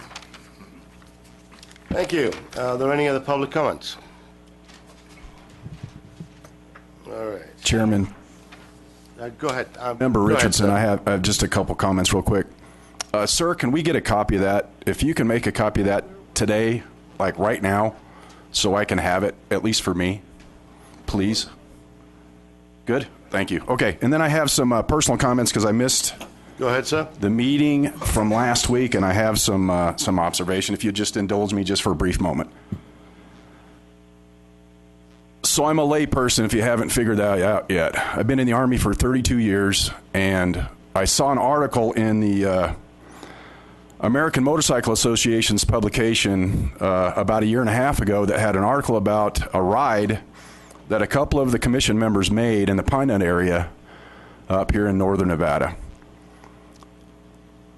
I took the information that was given to me from that, and I called the number that was there and a website link that was offered in the publication, and I got phone calls from a couple of the commission members, and they kind of told me what the commission was all about. They told me what they did, how they represented the OHV community, and at that time I kind of decided that I wanted to be part of that process. So I had the hard copy application given to me from the somebody was down south at the Grant Story building. Don't recall who it was.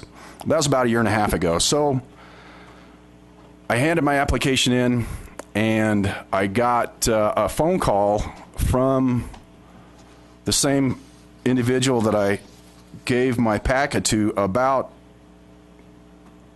8 months ago. They said that I had been selected, approved, whatever you want to call. And subsequently, I had moved to Reno on a PCS move from my military service. My first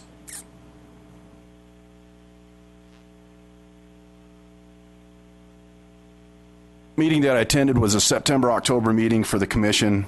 At that time, I was kind of volunteered or native volunteered as a secretary for the commission, not really knowing what was expected of me at the time. As some of you know, and some of you have commented before, there's really no job descriptions for the members themselves or the individual subcommittees. And because of my background, I thought that was kind of odd. And to this point, still, there's no job descriptions of what the members are supposed to do. And and again, at this point, I'm just doing what I think is right. So we get to the grant process. I'm handed a copy of a points thing. I get a folder from the secretary at the time, and I didn't get any input from the chairman or any other person from as far as what we're supposed to do. We have probably a 25 or 30 page folder that's got a bunch of stuff in it that I understand. I mean, I'm not stupid, but I know what to expect. But at the end of this course of the grant process, and here we are. We're all pissed off about the grant process. The public, the commissions, were throwing accusations around, and I'm still trying to figure out in my own little world, Jim's world, that is this the right way things are supposed to go, or is this the wrong way things are supposed to go? So I kind of sat back after that, and this was just a couple months ago, and I've asked the chairman several times about guidance and mentorship and how I should be doing my things, and I get emails back that tells me that I'm supposed to call the secretary, and she's supposed to help me out with a little bit, or I'm supposed to call this person, which is good, but I'm looking for mentorship and leadership from the chairman himself. And to me, because of my background, leaders lead. They tell people what to do, and they show people what to do, and they show people how to do it. And to refer somebody that's a layperson like myself to a website or just a link, or to call somebody else because that's what I think you should do, is, to me, that's not what the leader of this organization is supposed to be doing. So up to about 2 weeks ago, some of you know that I was back east at a leadership conference. I got a letter from that was provided to us from Mr. Quaid.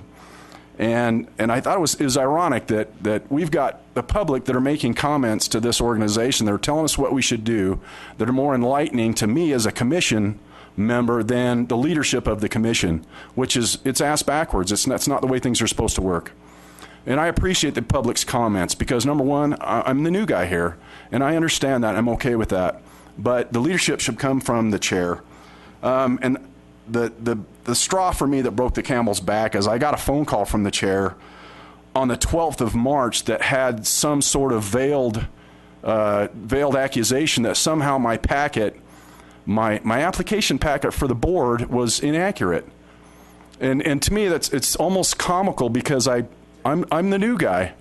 I had 3 letters of support from the people that I knew. One was my next door neighbor, my Army buddy that I've known for 25 years.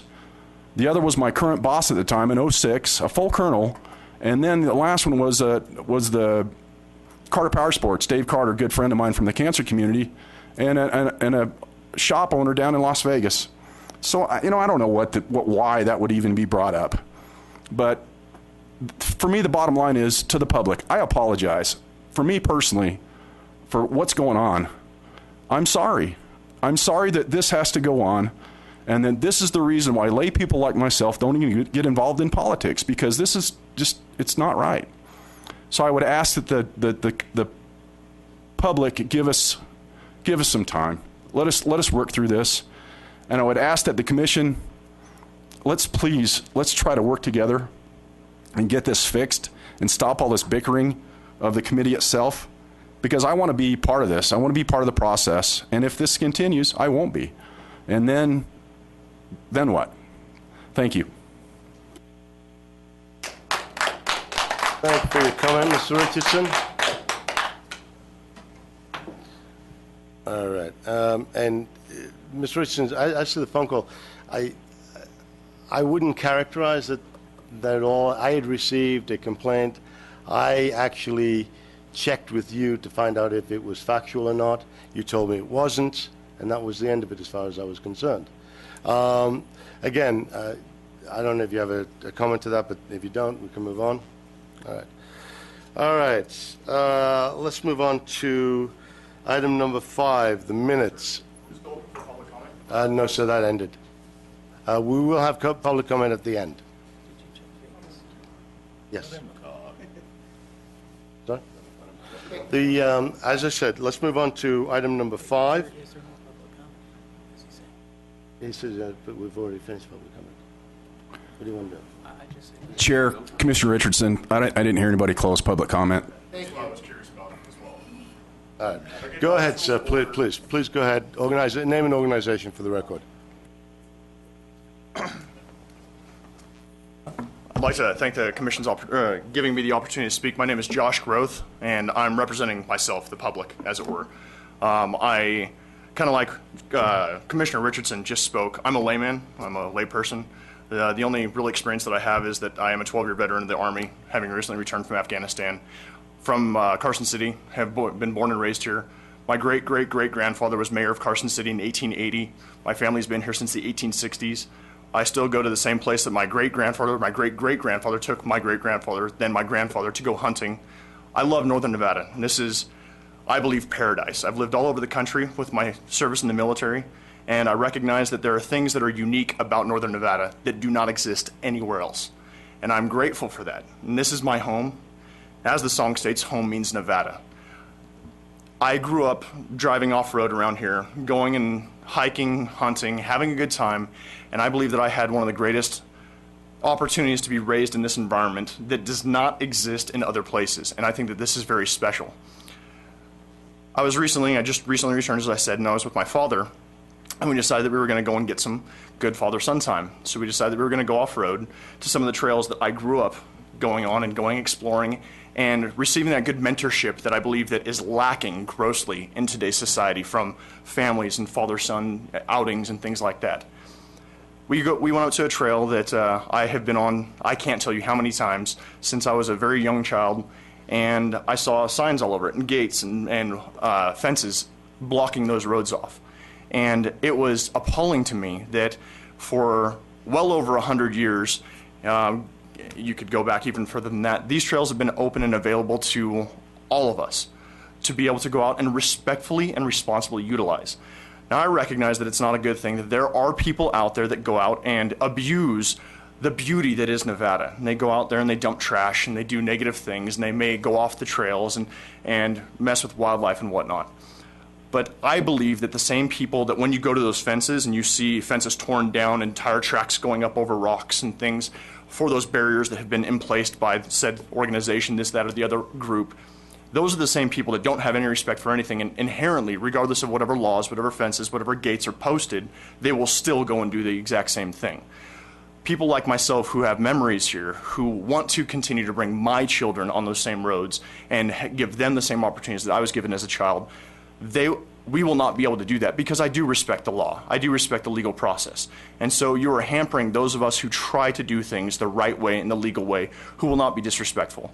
I had the opportunity to go to a meeting with the Hills Angels on Tuesday evening, and just getting used to some of these things that are going on.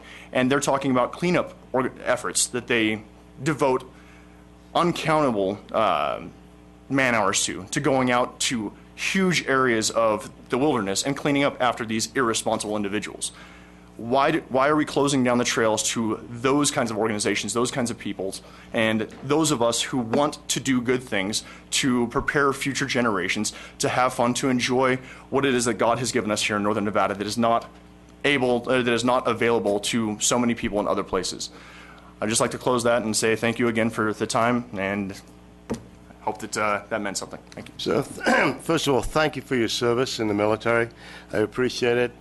Being a veteran myself, I understand and, again, appreciate the great gift that our servicemen give to our country. Secondly, I don't think there's a person on this commission, or in this room, actually, or around it, that would agree with you more, that wouldn't agree with you more. Closing off lands is something that is an issue, it's a problem for all of us, and it's a problem that we'd like to resolve. Unfortunately, we have to work within the law. One of the things that the Commission is about is putting together grants, and some of the ways that we can fight the closures are by having studies done on sagegrass, for example, or endangered species, because right now BLM's plan seems to be, or the government plan seems to be, because I know there's some very good people at BLM who don't want to do this, but seems to be to close off large swaths of land. The figure I heard recently was 1.3 million acres, because there's an endangered species in there, without any regard to do motorcycles or pedestrians or ATVs damage that species. So one of the things that we would like to do in the future, and we've discussed at length, and I think everybody on the commission has agreed, is be able to do studies so we can say, well, if you're within 100 yards of that endangered species, yes, that's a problem, but if you're 150 yards away, it's no problem, and we can leave those roads open. So again, I would echo your thoughts. I wasn't lucky enough to grow up here in the state, but I moved here because of the opportunities here, and I couldn't agree with you more, and I don't think there's a person on this committee who would disagree with me in any way. So again, thank you, sir, for your comments. And are there any more public comments before I close public comments? Las Vegas, Elko, anything else from the commission? All right, I'm going to go ahead and close public comments, and we're going to move ahead to item number 5, which is a approval of minutes. Mr. Cox, did you have a motion? I do have a motion. I've been through all these minutes. I don't know if it's proper, but I would make a motion if it's acceptable to other commission members that we approve all of these minutes as they have been presented. All right, is there a second? Are you seconding that, Mr.? No, I have a comment. This is contrary to a motion that was passed last week.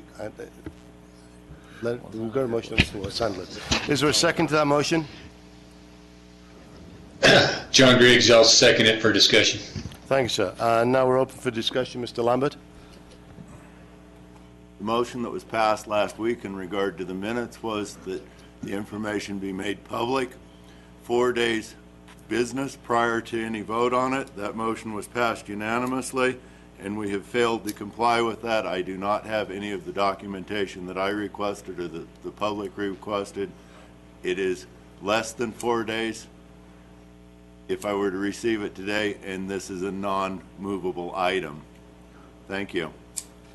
All right. I'll just make a quick comment. It was my understanding that Mr. Richardson was going to take care of that. And in fact, I believe I got an email from Mr. Richardson where he was going to solicit the help of Mr. Lambert at my suggestion. Wasn't that correct? Yeah. All right. Is there any further comment? This is Mr. Cox. As commissioners, we received these minutes a long time ago. They've always been in our possession. I think I think what it comes down to is, obviously we're doing our very best to be transparent as we can. We put the audio tapes on the website as quickly as we can. Sometimes there's problems, sometimes there's technical problems. We're dealing with human beings, but I think the commission secretaries are doing their absolute best to get the information out there. The meeting minutes, as far as I understand, and I will ask RAG to correct me if I'm wrong, but as far as I'm concerned, the meeting minutes that we have basically fulfill the necessary, fill all the requirements of the law. Is that correct, Mr. Geddes? One moment. I'd like to speak to the AG in the hall. Oh, wait. Well, no, This is a point of order. You need it. As a point of order, you're saying the minutes comply with applicable law. What I could do is and I think I've done this at the last meeting. You did, sir. Stated what the minutes are required to have. I'm not a fact finder, I'm not a judge, I'm not a jury, so I'm not going to pronounce whether there are arguments to be made one way or another. If the commission feels that the minutes accurately reflect what transpired at meetings in accordance with the requirements, that's fine, but I can't offer an answer to that question. All right. All right. Is there any further comment? Mr. Lambert. This is Mr. Mr. Lambert was first, Mr. Mr. Lambert, for the record, I've been instructed several times that if I had a legal concern that I could ask to speak to the AG in the hall. I've done so. For the record, this would be contrary to a motion that was passed last week, and I need a legal opinion before I could proceed. Mr. This is Cox, Mr. go Cox. ahead. I would like the written minutes are posted on. There's a link on the front page of our website to the written minutes. I cannot speak to how long it's been there. I think it's been there a while. Mr. Cox, I believe you're right. The request was for the audio and the visual, and that was what the motion last week was for. And I again request to speak to the AG privately. All right. What I'm going to do is the AG represents the commission as a whole, but what I'm going to do is I'm going to take a 2-minute recess, which will bring us back at 11:45. We are now recessed until 11:45. Mr. Lambert, if you wish to discuss with someone, please do.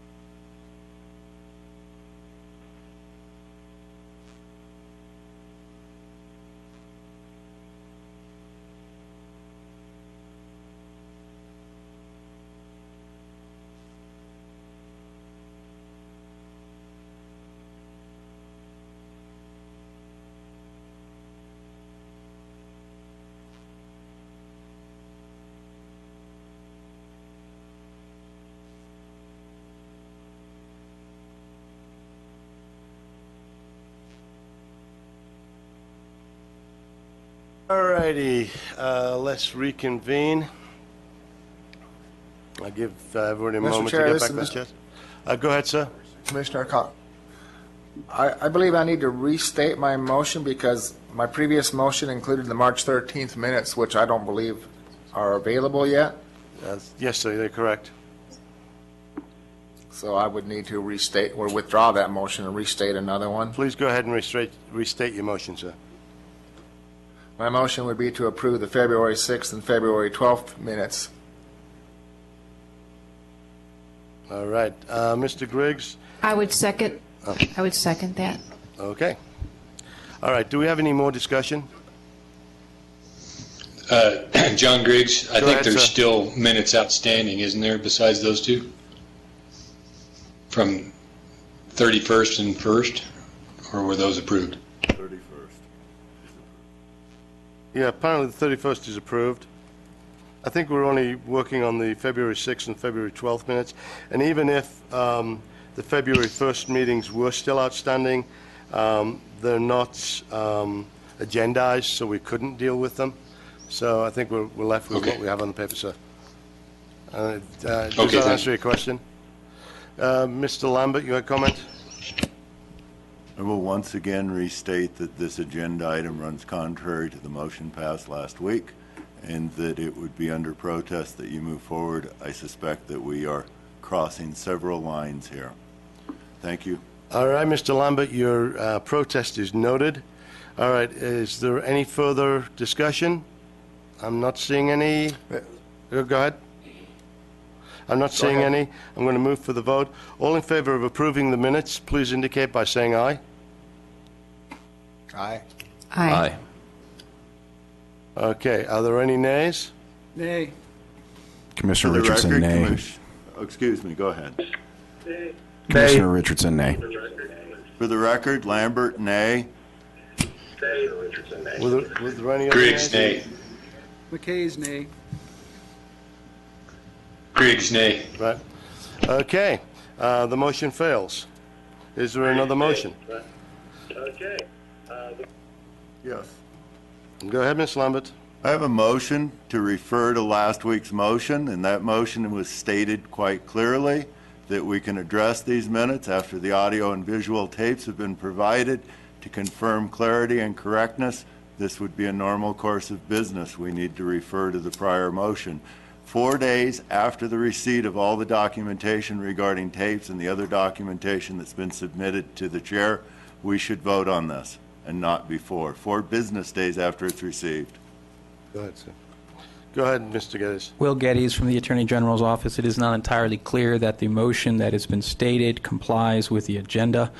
The agenda item 5 reads as follows. The NCOHV will review and discuss the minutes from February 6, 2014, February 12, 2014, and March 13, 2014 meetings. Possible action will include approving, modifying, or rejecting the minutes from February 6, 12, and March 13.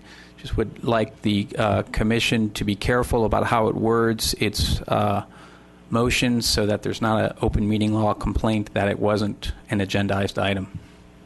Thank you, sir. Mr. Lambert, I don't think it's necessary to restate the same motion if you're just asking to restate the motion that was already stated last week. No, that isn't what I'm doing, sir. All right, go ahead, sir. Try again. This one's simple. I rescind my motion. Thank you. All right. All right. Are there any other motions? Go ahead, Mr. Cox. Since this agenda item says review and discuss the minutes, I have a copy of these minutes in front of me from February 6th and 12th, and since we were all in attendance at those meetings, I don't understand what needs to be clarified. We were in attendance at these meetings. These minutes are accurately reflection of what occurred. They are a summary of what took place, and they are a record of public comment and actions by the board. So I guess I fail to understand exactly what is in question about the February 6th minutes. Would you like to address that, Mr. Lambert? I'm afraid I don't suffer with your photographic memory and documentation of something that happened a month ago. I require, as I am allowed to request, the audio and visual tapes. I'm not actually allowed to request the visual, but I am entitled to these tapes and documents and transcribes. And they've not been fully attached with the opening comments. You still have not got the comments attached to the minutes. I'm not going to address this more. If this commission wants to go down that road, I'm concerned for it. Thank you. All right. Mr. Lambert, for my own edification, what exactly do you need? And let me see if we can bend over whichever way we have to bend to get you exactly what you feel you need. I believe you've been asked in writing for what I need, and I'll be glad to restate that and look at the emails and send it to you this evening. No, I'm asking you today, Mr. Lambert, could you please tell us what you need, and I will address it. I will bend over backwards. I will command, put in writing, do whatever we need to do to get you what you feel you need so we can get these minutes approved. Okay, that'd be great. Commissioner Lambert, for the record, what I need is actual physical records as opposed to promises of records, as I've received multiple times. These include the audio and visual tapes to make sure that the minutes are accurate as described in the meeting. This is not a bully event. This is something that's just normal Robert's rules. Let's get on with providing the documentation. I have requested the audio tapes, the visual tapes, and I've also requested several, perhaps 10 audio minutes and videotapes and the minutes from meetings past. There are at least 10 groups of minutes that are not available for consumption by the public or the commission, and this is entirely inappropriate. Thank you. All right. Your characterizations aside, Mr. Lambert, and we're only dealing with the 2 sets of minutes now. Kathy, do you have... Excuse me, sir. You asked me what I wanted. I've answered you. Please don't characterize my comments. It's very simple. I would like the documents available to the public. Please allow us to get it done. As Mr. Lambert, as stated in the agenda, and you know this very well, I can only deal with the things that are agendized, and the 2 sets of minutes that are agendized are February 6th and February 12th. Now, Kathy. Chairman Jackson and Mr. Lambert, if I may speak, at the last meeting, I provided the commission and the public extensive recorded written minutes from those 2 meetings. And during that meeting, Joanna left the meeting and made additional copies. I know that the copies for one of the meetings was 10 pages long, and Kathy, I don't want to... Kathy, just stop you a second there. Do you have, other than on the website, do you have a CD copy that you can give, a CD of the meeting from the 6th and the 12th? Do you have those CDs available? And I believe there may be even a DVD available of the 12th. Can you give those to Mr. Lambert today, please? I have those with me. All right. So could you give them to Mr. Lambert now, please? Yes. Thank you.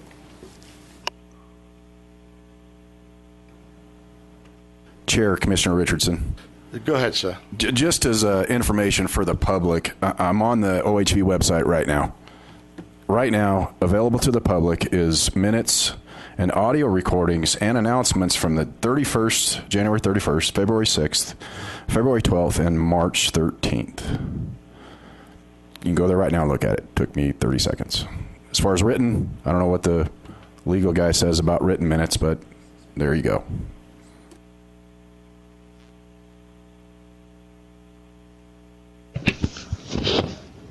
Commissioner Jackson, John Griggs.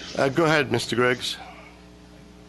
The motion in question from the last meeting was that Mr. Lambert wanted to review the actual recording itself as opposed to what was provided on the website to see if the quality was any better. And that was the motion that we voted upon and agreed to. I just felt like that should be restated. Thank you very much, Mr. Griggs. I'm just trying to make sure that everybody on the, and I'm not singling out Mr. Lambert, but I'm just making sure that everybody on the commission and to the public, as much as we can within reason do, is satisfied with the, with the minutes and satisfied with, the recordings and their ability to get those recordings. I would like to restate what I was able to deliver to Mr. Lambert was the meeting, which was the continuation meeting of the 6th, which took place on February 12th, and the meeting that was on February 12th, which both of those meetings took place here at the LCB, and the recording is from the recordings there. The meeting from the 6th is only recorded because it was at the library, the Reno Library, was only recorded by the Sony voice recorder. And I've got the Sony voice recorder with me as well, and I don't know how to make that, what is on the website is identical to every other recording that we have of that meeting. Thank you. All right, Kathy, I'd like you to take the extra step. I would like you to download that information from the recorder either to a zip drive or some other means, CD or something, and get those to Mr. Lambert ASAP. Please. I believe I'll be able to do that today, but I'm not positive. Terrific. Mr. Lambert, will you be satisfied with that? When I see what we've received, I'd be glad to respond. At this point, I get more promises than facts, and I hope we fix that soon. Thank you. Go ahead, Mr. Elmore. Commissioner Elmore,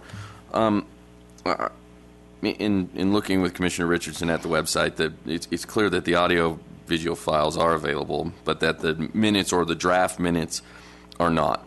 So personally, I think, yes, we're required by law to post these minutes within 30 days of the meetings. We're trying to do that, so I think we've met the intent there. But I do think that we need to be able to provide at least draft minutes to be approved, and that the public needs to be able to see those. So I would make a motion that we table the vote on the acceptance of these 3 minutes until after there's been at least a draft been posted on the website along with the audio-visual files, so that we can revisit this after the public has had a chance to see these minutes or draft minutes. Mr. Geddes. Just to clarify, the motion then would fall under item 5, the line that says rejecting. Possible action will include approving, modifying, or rejecting. So this is part of that process?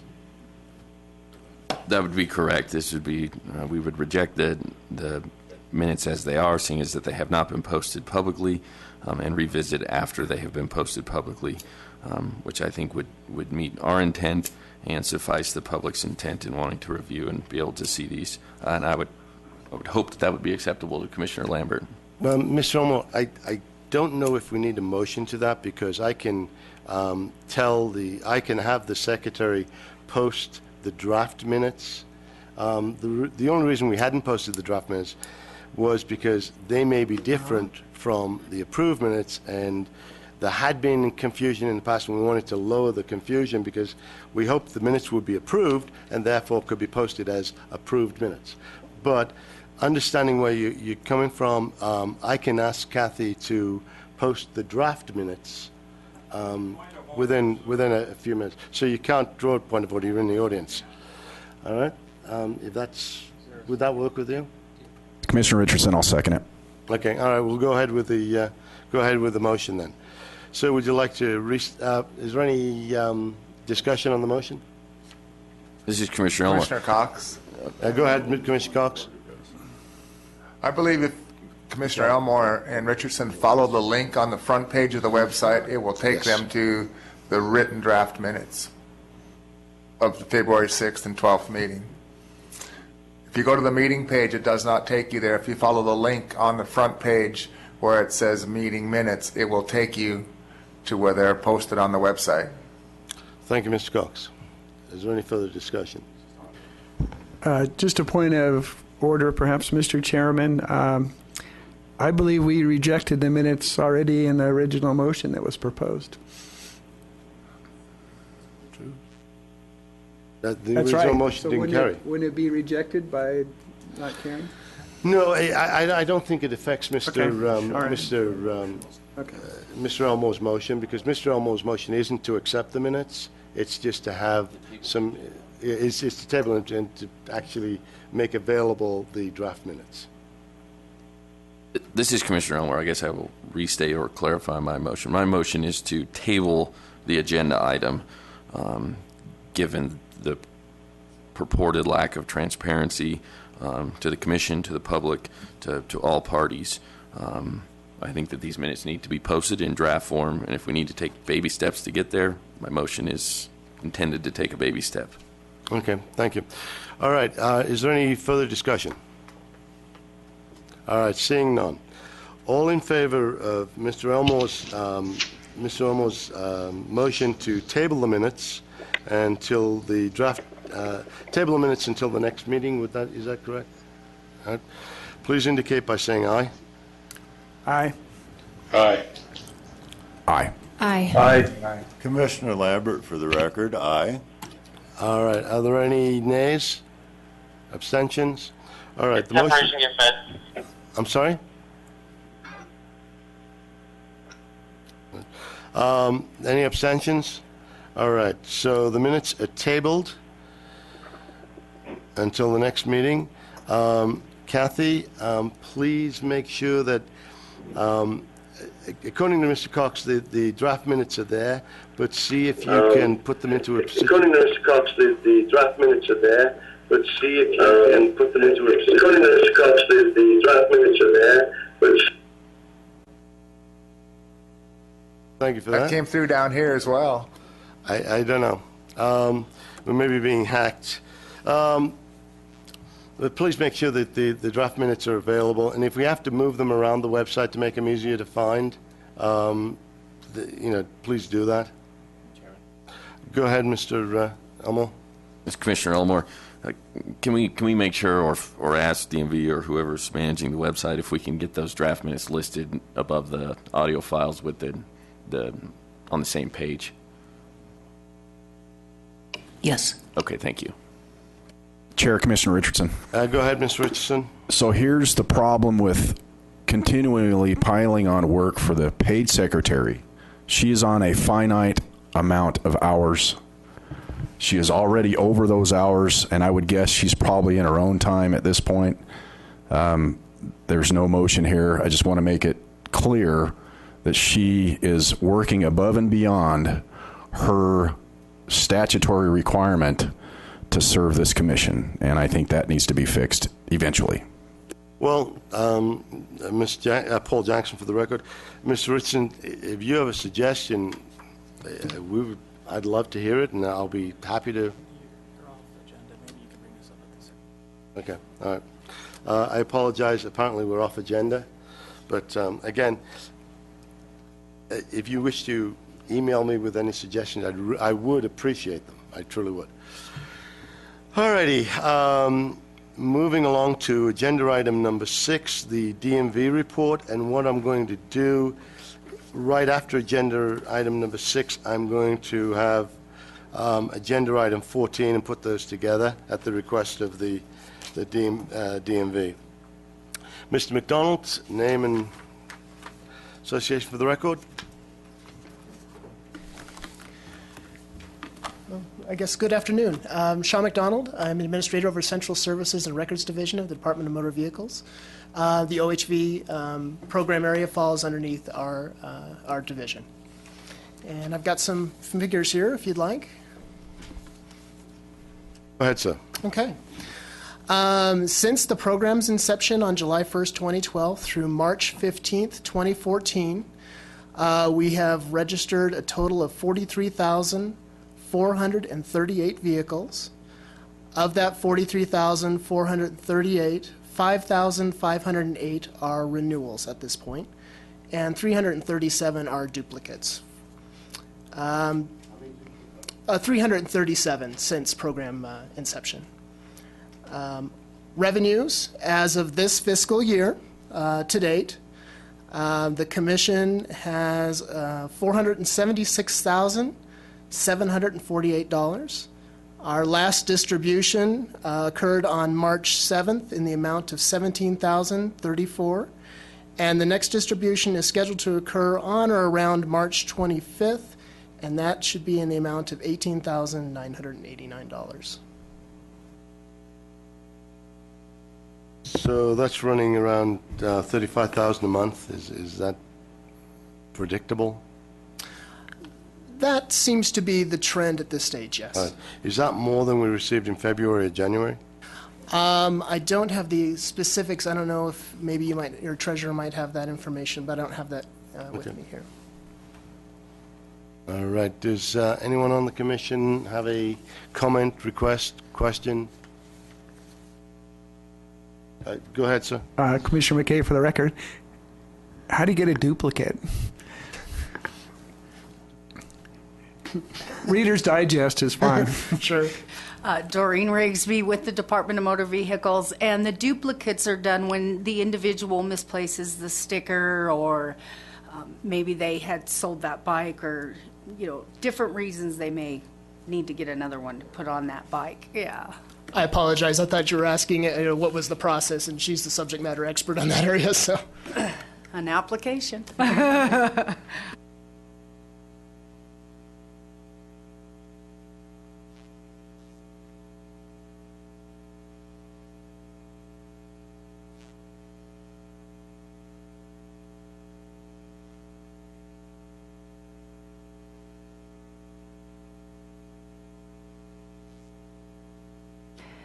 This is Commissioner Baker, and if somebody's speaking in Carson, we can't hear them. I'm sorry, Commissioner Baker. I'm moving on to agenda item 14.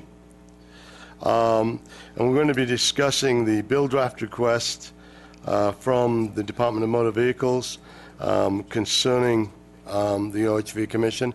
Mr. McDonald, would you like to address that, please? Certainly. Thank you. Sean McDonald again for the record. The Department of Motor Vehicles is looking into submitting a bill draft request for the upcoming legislative session to change the funding model that is currently being used. Right now we're doing an 85%, 15% split, 85% in favor of the commission, and that's of revenues coming in, 15% to the department. What we'll be proposing is not a change to the decal pricing. No changes whatsoever there. What we are asking is the ability to just pay our expenses before distribution. The way, in running some preliminary figures, we only need a certain amount of money to pay our expenses up front. And in upcoming years, theoretically in fiscal year 17 and beyond, we would be accumulating revenue that we actually wouldn't be using. It would be money that we forecast that we should be actually sending back to the commission for use in your projects. So in 15 and 16 right now, we're a little nervous about being able to meet expenses. In FY15, we're figuring we're about an $18,000 deficit. Again, these are just high-level preliminary figures. And in 16, we're thinking we're about $3,000 short. So very minimal, but then we would move that forward. I just want to clarify something, sir, and I'll drop you next. So basically, you're saying that you're receiving 15% of the decal fee right now, and what you're proposing is that instead of receiving 15%, you would basically either bill or collect all the monies and take out your actual expenses, and then that rest of that money would come. Now, if your actual expenses are 25%, then you would take the 25% and the 75% would come to the commission. If your actual expenses were 10%, then you would keep the 10% and the commission would get 90%. I've got two questions on this. Clearly, you believe by running the numbers that in the future it would be beneficial to the commission because, or beneficial to the community the commission serves, because your expenses will be a lower percentage than they are now. But in the near term, you would receive more monies. My question would be accountability. Is there any accountability, or is there any record open to the public that would allow the public and or the commission to see what those monies were being spent on? And would there be any ability for the commission and or the public to then say, wait a minute, you're hiring 6 people to do this job that you had 3 people doing, why is the overage? Would there be any ability for I said, the commission or the public to be able to do that?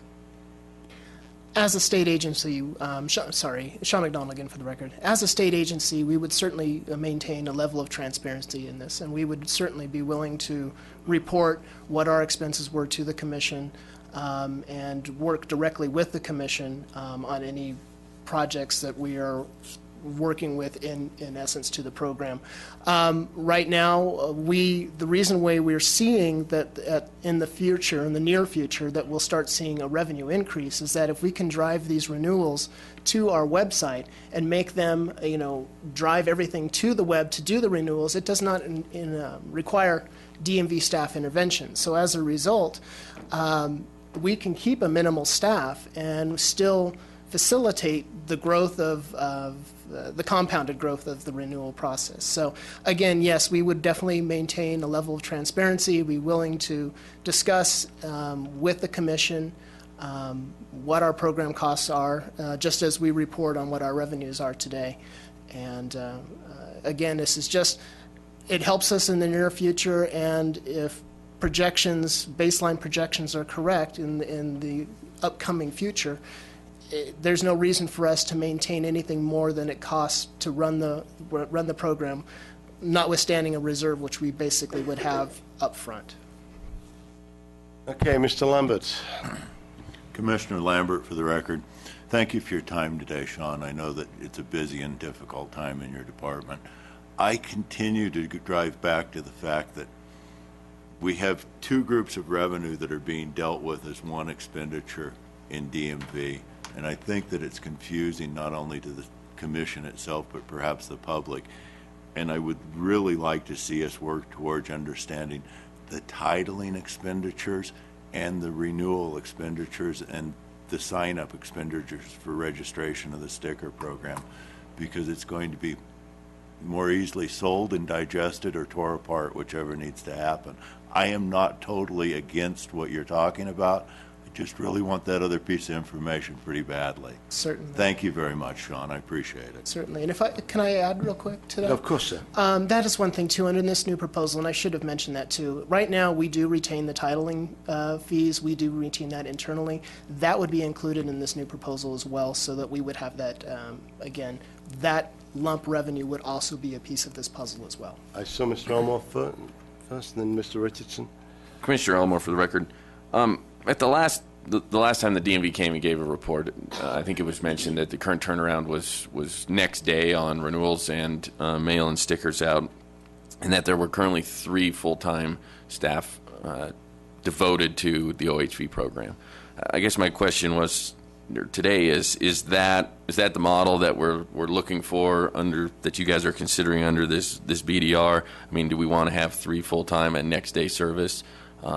Or do you look at seeing it scale back, adding staff? I mean, where does the staffing concern? Obviously, staffing I would imagine, is the significant amount within the budgetary constraints. And so I guess I'm curious as to what your mindset is on the staff now versus moving forward, and where that falls with the budget. That's an excellent point. And right now, we are still holding at with 3 staff, holding at a 1-day turnaround. We know that there are some, we'll see a bubble coming up here before too long in August, just because of how we hit when we first, at the end of the first fiscal year for the operation. We imagine that'll level out, and again, if we can drive the renewal portion of this to the website, which is more convenient for everybody anyways, and take the onus off of having to process mail, answer phone calls, writing correspondence, things that are directly related to that. The renewal piece, handling on the website, is quick, it's easy, it's dynamic in the sense that things just happen, and it doesn't require the staff. So As long as we're able to do that, and granted, as new registrations come on board and there becomes more and more this ongoing knowledge of what the OHV program is and then the requirements that are to be registered, there's going to be a push there. So we may end up at some point having to add a little additional staff here and there. However, we see the overall volumes of revenue. There's a direct cost associated with that, but we do see revenue increasing much greater than we do see the actual costs that we've been incurring in the program.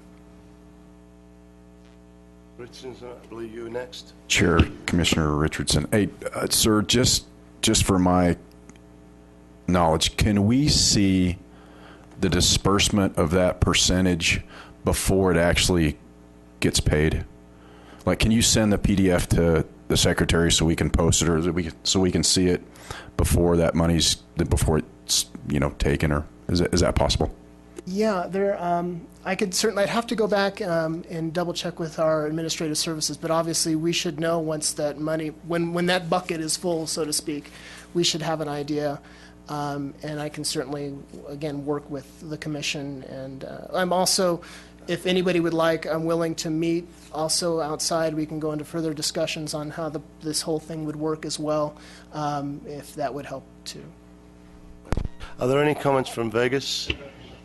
This is Commissioner Baker, and I have a question. I think it's on topic with this agenda, and I don't know how the other commissioners feel, but in talking to a couple of the dealerships in the Southern Nevada area, they've got a huge stack of applications that they're not able to submit to the DMV for the registration of the older vehicles because of the cumbersomeness of certain items.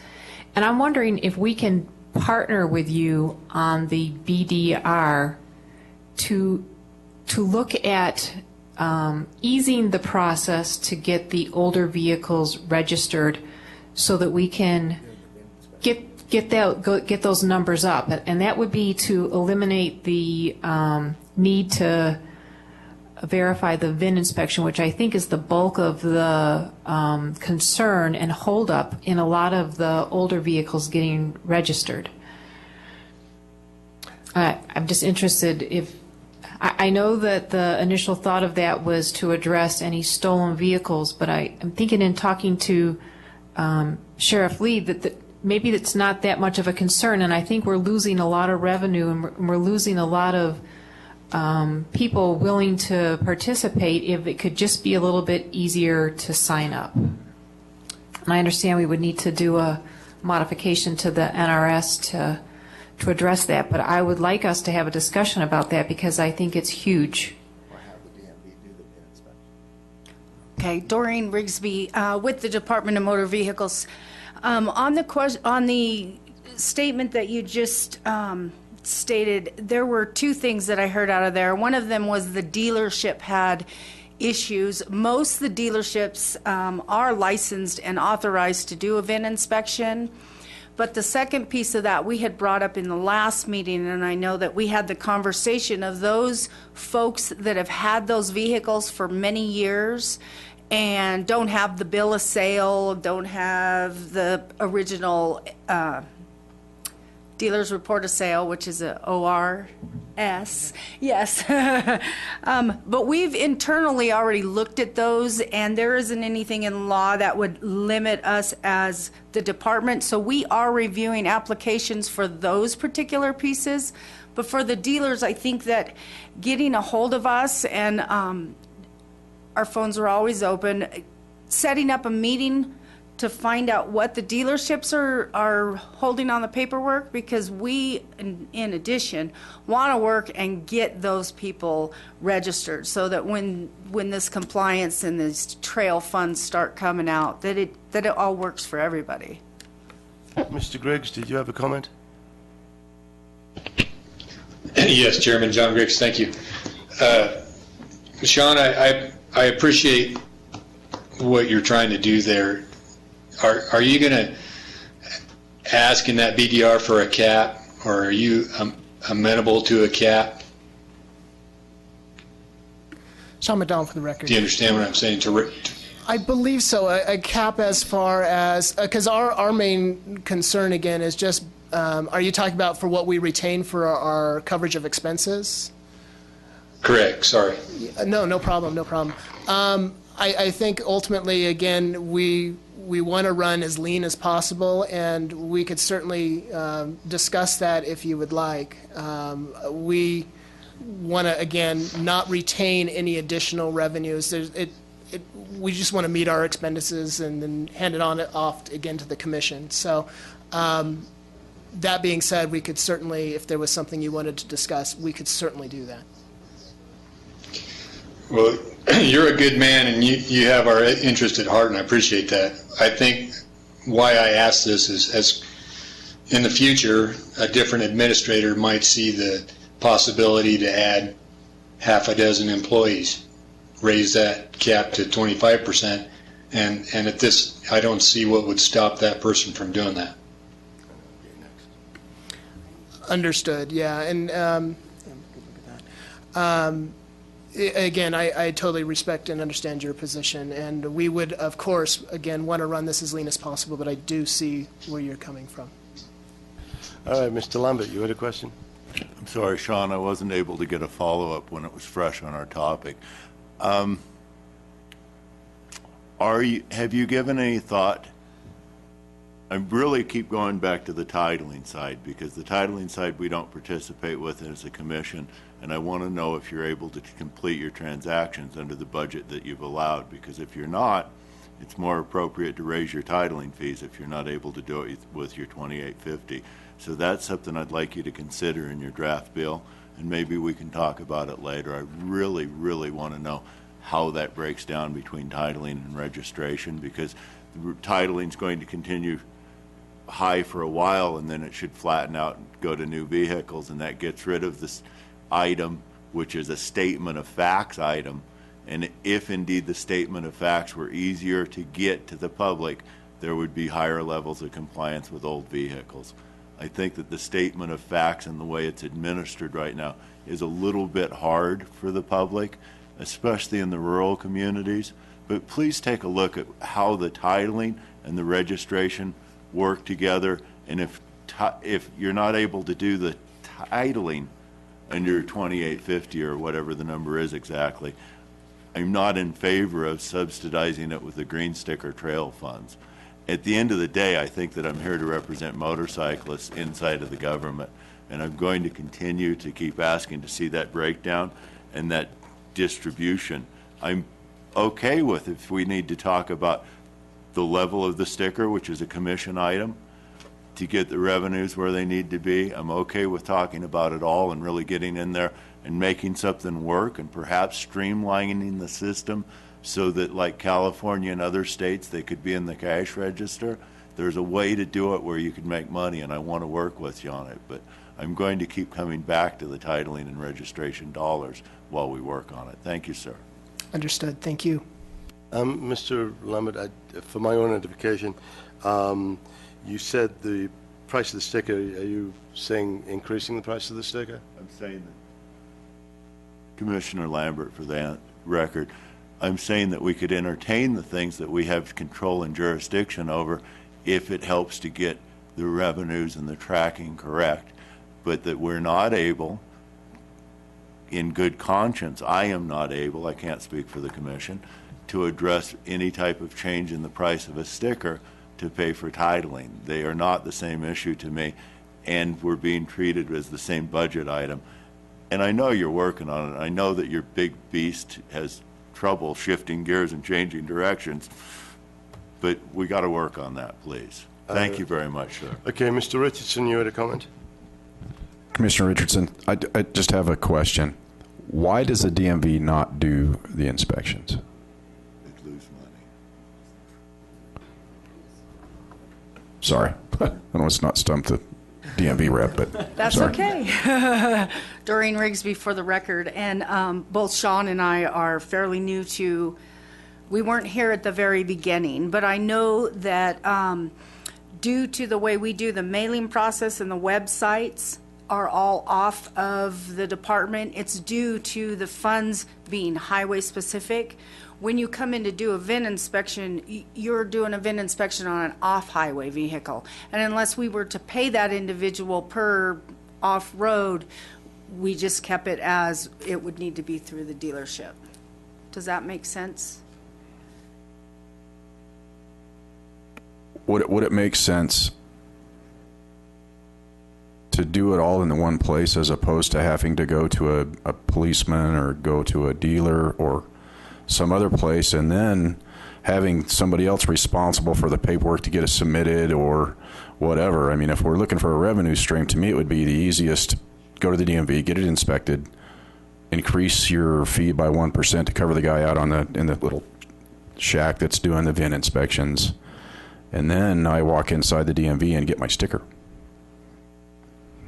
So at the time that the individual that comes in for the VIN inspection, they pay the Department of Motor Vehicles and that go into an OHV fund? Is that what you're thinking? What right now, I'm not. If I did a VIN inspection, I just did. I have an old Mustang that I did a VIN inspection on. I had to go get it inspected. I walked in, I got the paper online that said inspection. I got it inspected. I walked into the DMV. I got my tags. Would that not make a little more clarity to the guy like me? That's all highway fund. I understand that. What I'm saying is maybe the NRS needs to be changed to allow you guys to collect a 1%, 0.5% more to allow the OHV guy to go into the DMV so he doesn't have to run around, track a cop down, or go to a dealer. Like me, I've got an old dirt bike that's not new, that wouldn't have been done at purchase. Does that make sense? Sean McDonald, for the record. I definitely understand where you're coming from. And that would be a change to statute, so it would be a legislative change that would have to occur. But I definitely understand where you're coming from, definitely. All right. Paul Jackson, for the record. Commissioner Cox. Go ahead, Mr. Commissioner Cox. I'm sorry, I didn't see you there. So since we're talking about a bill draft request, could they not include that in their bill draft request? I'm assuming they could. One of the suggestions I'm going to make may cover that, but you're more than welcome to bring the question up again. I know that when we were putting this together, the idea was that there are a lot more dealerships who would be able to do a VIN inspection than there are DMV locations. And that was kind of the thinking behind it. And it's one of those things that, you're sort of damned if you do and you're damned if you don't. Somebody's going to object to either way that you do it, but that was one of the proposals.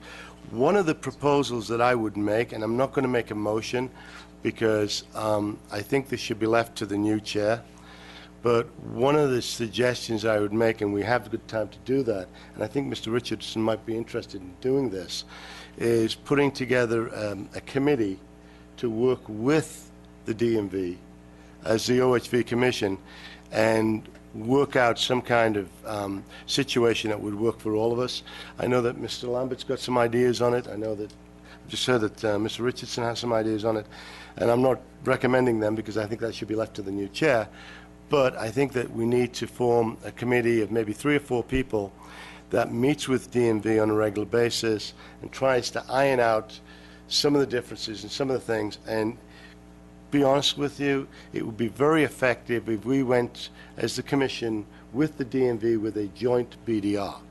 That would be much easier to get passed, it would be much easier to get through, as opposed to DMV going with one idea and us going with another, because clearly I'm not thrilled at the prospect of DMV getting all the money and then giving it up to us.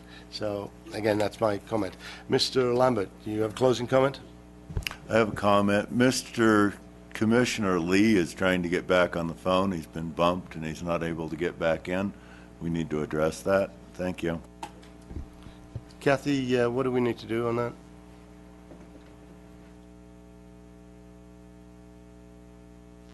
Would you do that and see if we can get some things taken care of that?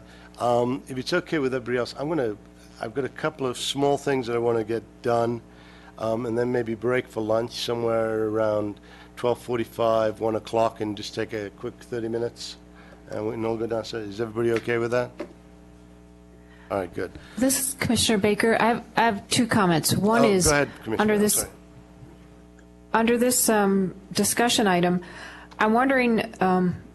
I haven't done it yet, and I need to, but maybe we all need to talk with some of the dealers and find out the specific problems that they're having and what word is out there with regard to the challenges of the registration, so that we can bring those to the DMV and see what ones can be handled administratively and what might need to be addressed in NRS. So I just wanted to throw that out there. The other thing is I don't know how quick we can get through the agenda, but I have a whole lot of work to do back at my real job that I get paid for. And so I would like to take a very, very short lunch break, not even a full 30 minutes, if others would support that. Thank you, Commissioner Baker. That's noted.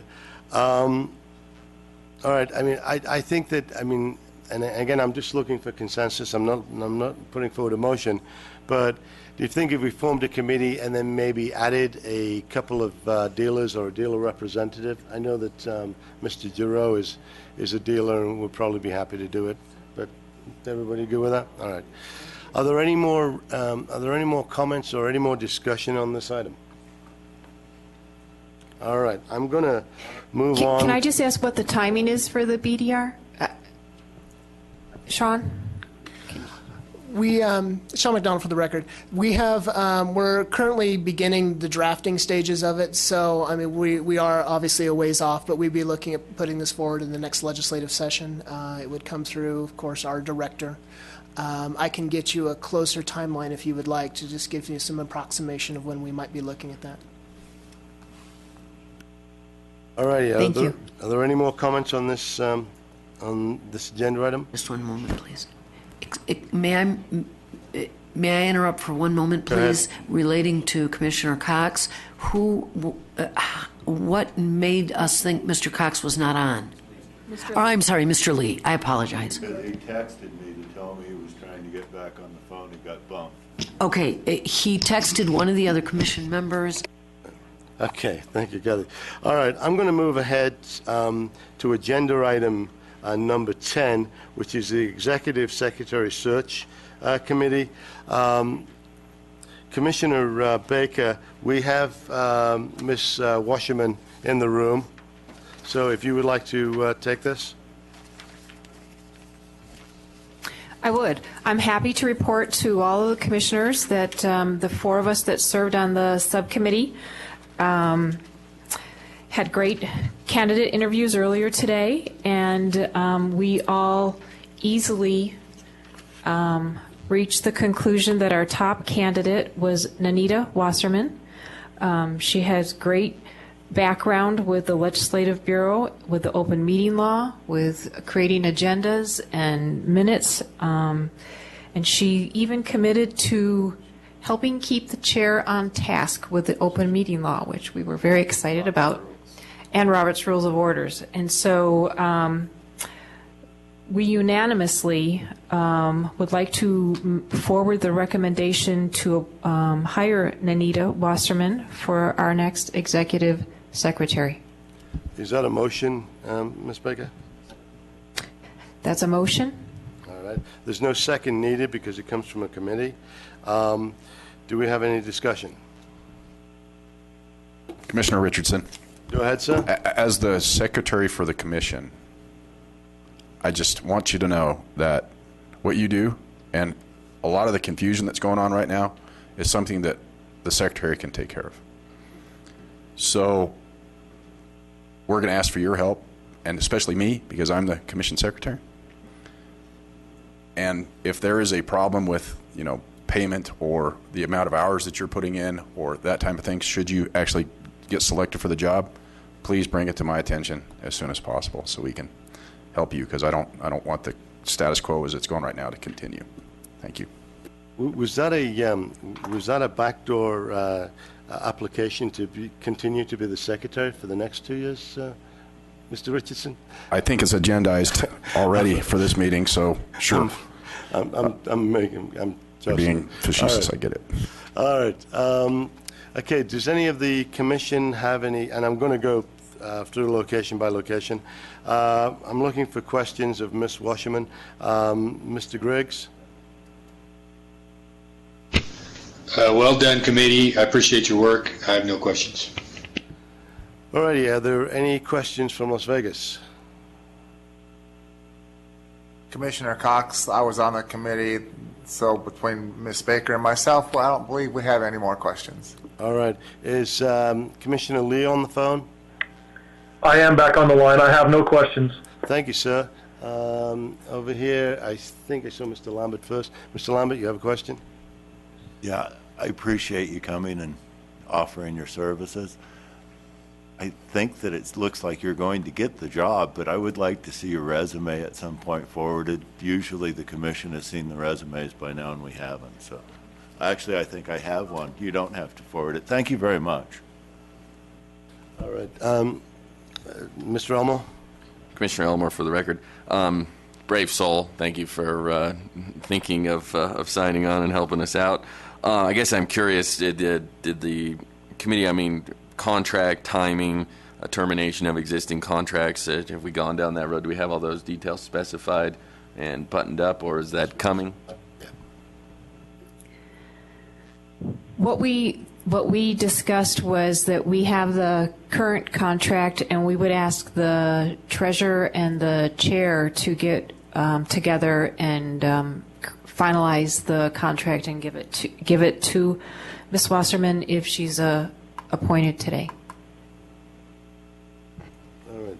Were there any further questions? We did talk about the term being to start off with where we left off last month, where it's the flat fee of $1,000 a month, and that exactly what Commissioner Richardson said. If going forward it doesn't look like it's going to equal out, we would revisit it. But that's where we would start out with.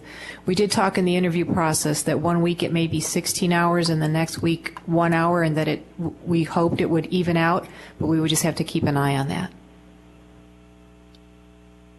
Great, thank you. All right, do I see any other comments? All right, I'm going to move to the vote. All in favor of offering Ms. Wasserman a contract, please indicate by saying aye. Aye. Aye. Aye. Aye. Aye. I think you need to state your dollar bills in your motion, but I would approve it with the dollars put in the motion. Okay. Were there any nays? Okay, motion is passed. Do we need any?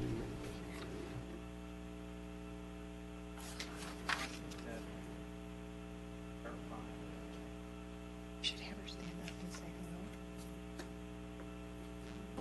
She's doing something else.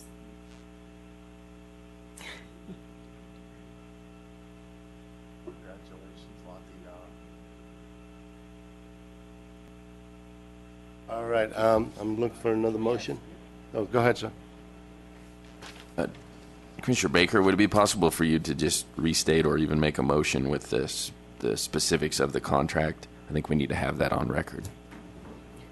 Absolutely. I would just like to clarify my motion to offer the contract to Nanita Wasserman. I'm sorry, for the executive. Commissioner Baker, I apologize. We've already had one motion. She's now being offered a contract. This would be another motion to solidify what the contract would be, to state the terms of the contract. Certainly, then. The supplemental motion would be to have the treasurer and the chair create the contract with our prior terms of $1,000 a month for a one-year term to be renewed. I don't know what the right wording would be for that, but that we could reevaluate every year and renew annually. That sounds good. All right. Is everybody comfortable with the motion? Commissioner Elmore, I'll second the motion. Thank you, sir. All right. Discussion on this motion? Commissioner Richardson, Go ahead, sir. in our minds, I don't think whether we amortize it or not, 8 hours a week is not enough. Are we in a position to manipulate that at all? Commissioner Jackson, for the record, the reason we came up with the 8 hours was that we had originally had Mary Alice working on a billing basis. And when we took her bills, they averaged out at about 6.7 hours a week. So what we did was we made it 8 hours. Now, we've been through a particularly volatile time over the last month or two, which has meant we've had a lot more meetings than we normally have, a lot more extension of work. For example, we had in last year in January through February, we had something like 22 hours of minutes to be done. So, yeah, that's been an issue in the past, and I think we can address that on a month-to-month basis. But I think going forward, I'm very comfortable with the 8 hours, because remember, our normal meetings are only once every other month. That's our normally scheduled meetings, and then there's only committee meetings after that. Go ahead, sir. But we're able to pay her above and beyond the 8 hours a week at our discretion. That's not what the motion was, but what I would say to you, sir, is if you continue as secretary and you believe that there is a disparity, you can bring it to the commission, and I'm sure the commission will be favorable to your recommendations. That's fine. Thank you. Thank you, sir. All right. All in favor of the motion, and unless there's any other discussion? All in favor of the motion, please indicate by saying aye. Aye. Aye. Aye. Aye. Aye. Commissioner Lambert, aye. Any opposed? Seeing none, the motion passes. Congratulations.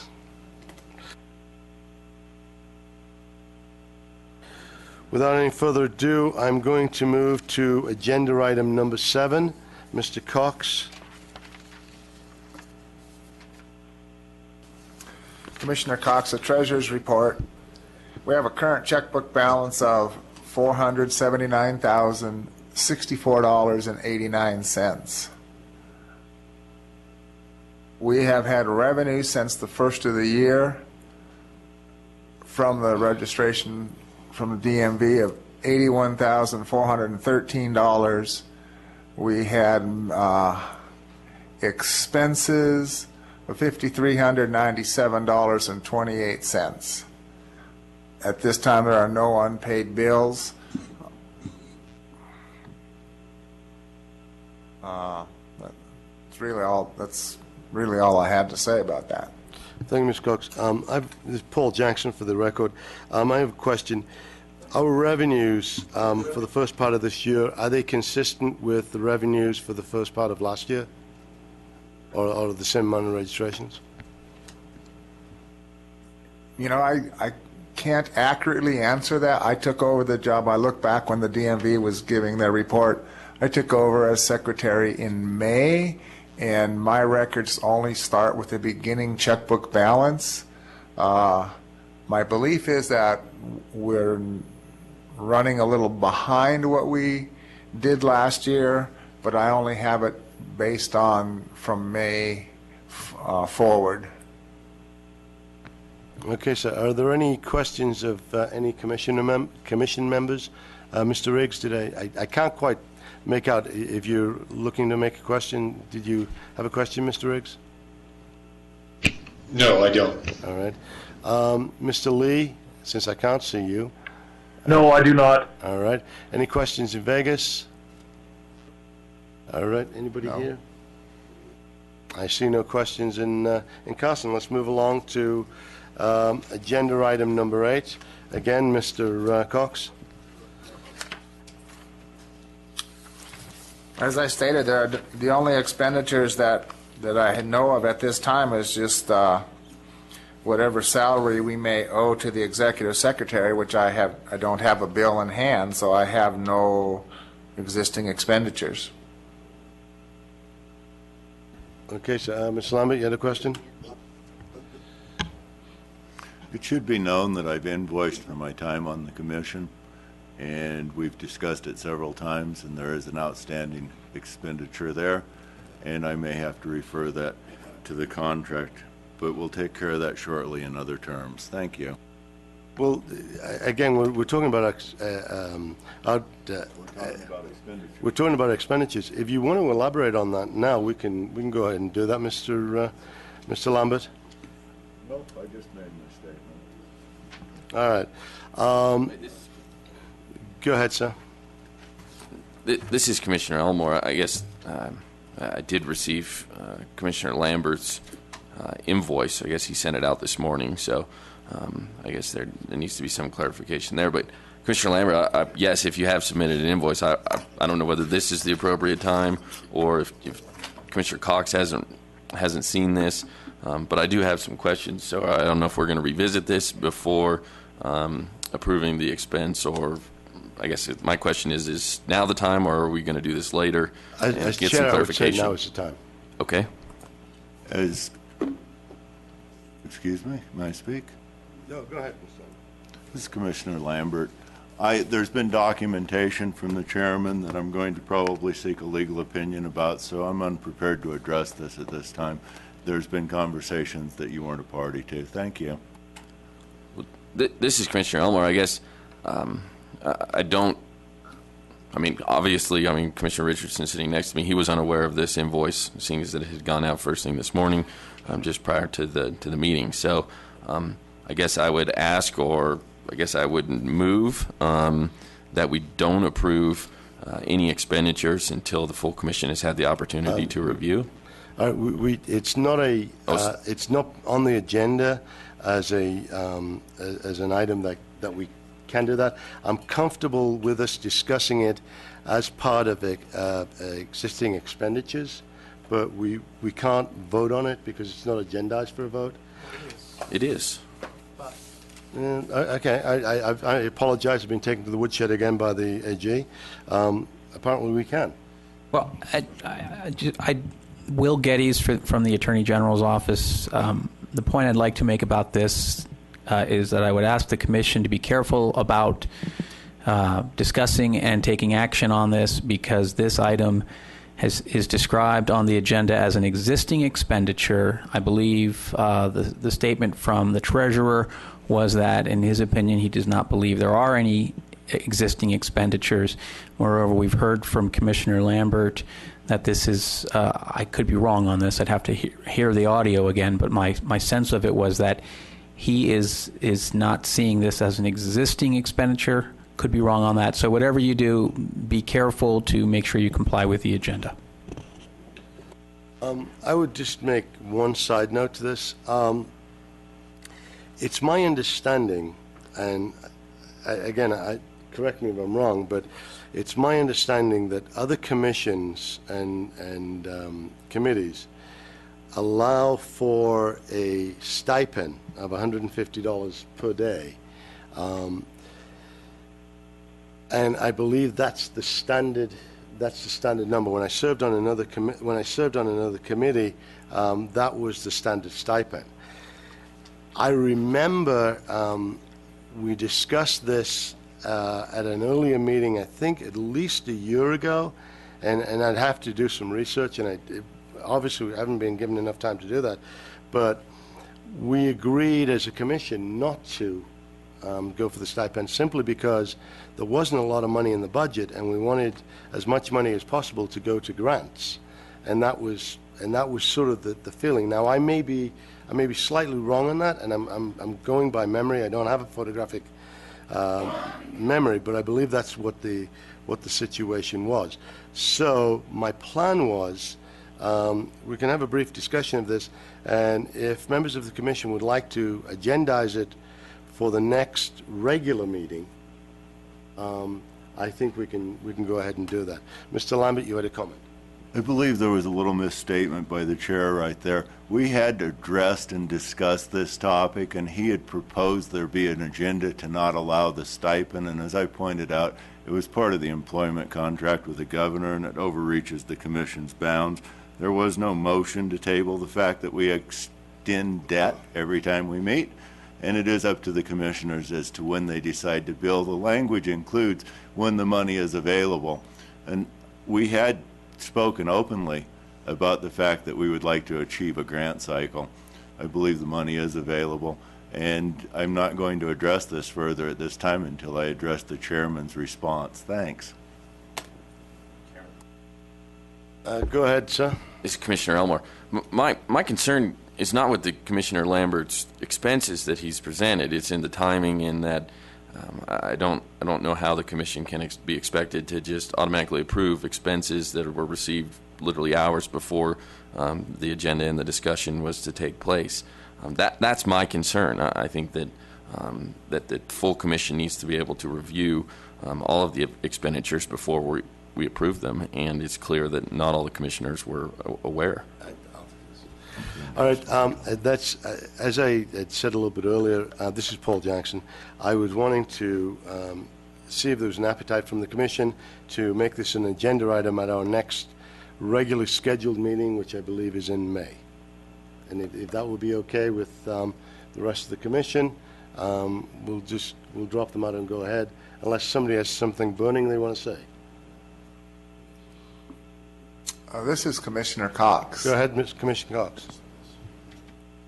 I guess my concern is one of a legal opinion from the AG's office that we're mandated by the IRS that we can only spend X amount of dollars on administration. This seems to be something that's outside of our budget, since it's a contract with the governor that we're able to charge. So does that come off the top, and then our budget comes after the fact, or is it something that, if addendized in the future, needs to be part of a budget? And I just don't know how it falls into the scheme of things, because it's not in the budget we passed at the first of the year. So if it's simply if it's just simply something that we can bill for because it's in the contract as accepting the position, how does that relate to our finances so that we stay within our 5%? I believe, Mr. Cox, we can cover this as an agendized item. Mr. Lambert has expressed his feeling that he doesn't want to discuss this at this time. I kind of put it in the same boat. I think the only reason I brought it up is to find out if we would like to make it an agendized item. I have my own personal views on this, but I think that it would be better as an agendized item, and we can make a motion at that time, because right now it's not an agendized item. We cannot put it as a motion, and we're stretching the limits as to whether we can actually discuss it in this agenda item. Is there anyone else before we close out of this? All right, I'm going to hand it back over to you, Mr. Cox, to complete agenda item number 8. Can I interrupt real quick, Commissioner Richardson? Go ahead. Go ahead, Mr. Richardson. If we're talking about existing expenditures, all of our time is existing. We're all here right now doing it. How can it not be an existing expenditure? Good point, sir, and that's something that we can address when it's an agendized item. It is. Number 5 says approval of existing expenditures. I'm going to defer. I'm sorry, number 8. With all due respect, Mr. Richardson, I'm going to defer to the AG. And as this is Commissioner Cox, as treasurer, as previously stated, I have no bill in hand, so my report concludes that I have no existing expenditures. And this is Will Geddes with the Attorney General's office. Again, the issue before the commission is whether this is an agendized item, and the question that was just now raised is, what is the definition of existing expenditure? Is it something that exists from the time it's accrued, or is it something that exists from the time that it's billed? I'm not going to offer an answer on that. I just simply advised the commission to proceed with caution on this matter as an open meeting law matter. Thank you. And being the chair, I am going to proceed with caution and make this, put this forward as an agendized item so that we can do it without falling foul of the open meeting laws. And if everybody's okay with that, I would appreciate being able to move on to the next item. All right, I see no further comment. All right, so are you finished, Mr. Cox, on item number 8? I am. Thank you, sir. We're pushing towards 1 o'clock. What I'm going to suggest is that we take, is everybody okay with a 20-minute lunch? Depends on the service. All right, well, I can't predict the service, so that's not my issue. I'll tell you what why don't we get back here at 1:15 by this clock here, which now says 7 minutes to. All right, so that's 22 minutes. Thank you, folks. I have to be out of here at 2. I'm sorry, I have to be out of here at 2, so. We will move as fast as we can when we get back, sir. Thank you. Okay. All right, thank you.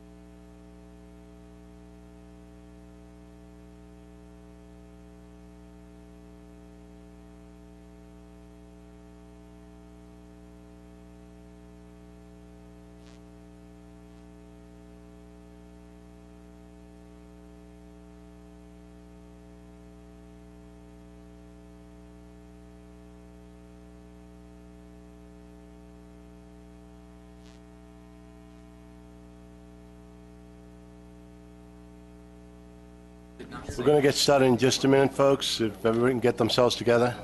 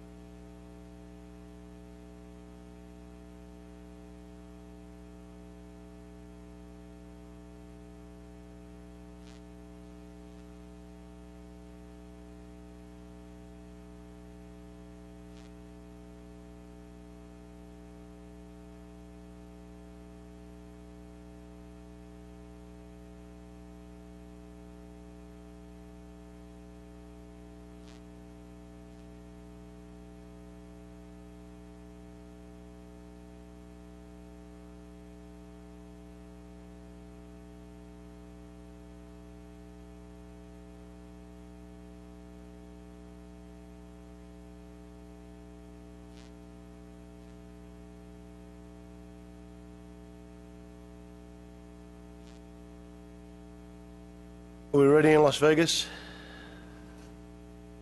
We are ready. All right, I'm going to call this meeting back to order. And we are going to continue with agenda item number 9. I know a lot of people have got... Check Vegas. I'm sorry? Please check the Vegas or Elko on the phone. One second. All right, Elko, I can see you're ready. Let's see, Commissioner Lee, are you on the phone? All right.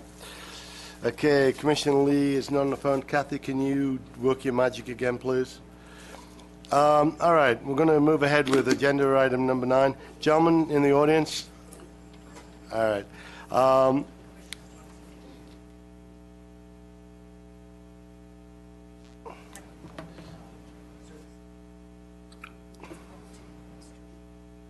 All right, we'll give him a call and ask him to get back on. All right. Okay, moving along to item number 9, commission reports. All right. Budget committee, Mr. Cox, do you have anything? I do not. Okay. We no longer have a grants committee, but we will hopefully at the end of this meeting. Law enforcement, Commissioner Lee is not on the phone at present. I know he's trying to get on. I'm online. Oh, good. All right, Law Enforcement Committee, do you have any comments? We do not. All right. Legislative does not. Mapping, do you have any comments, Mr. Lambert? No, not today. All right. And regulations, we're going to cover further down in the meeting. All right. Chair Richardson, outreach? Well, I'm sorry. You are correct. We no longer have we really don't have an outreach committee as of now. The chair of the outreach committee has resigned. So. This is Commissioner Elmore, I guess, still as acting chair. I don't think we've formally revisited the subject, but no, we do not have any new items. Okay, thank you. All righty. Anything else before we leave agenda item number 9? We've obviously done secretarial search. Number 11 is going to be a pretty long item, and we may have to move on it.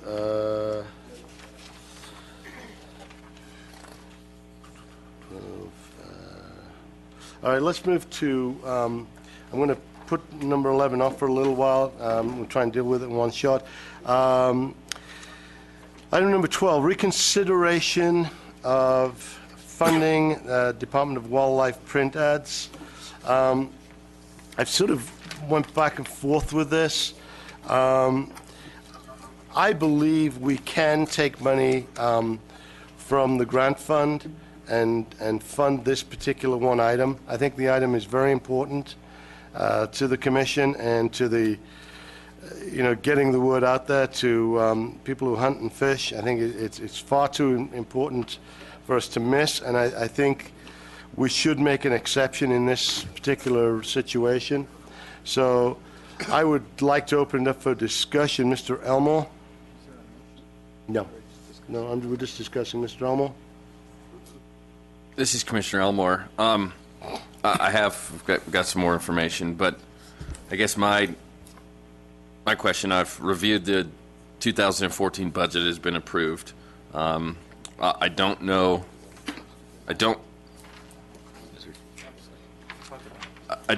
if there's as Commissioner Cox pointed out at the last meeting, I don't know if there's anything in the existing budget unless the commission approves to pull money out of one of these other categories, which I quite honestly don't know if we can do without revisiting the budget as a whole.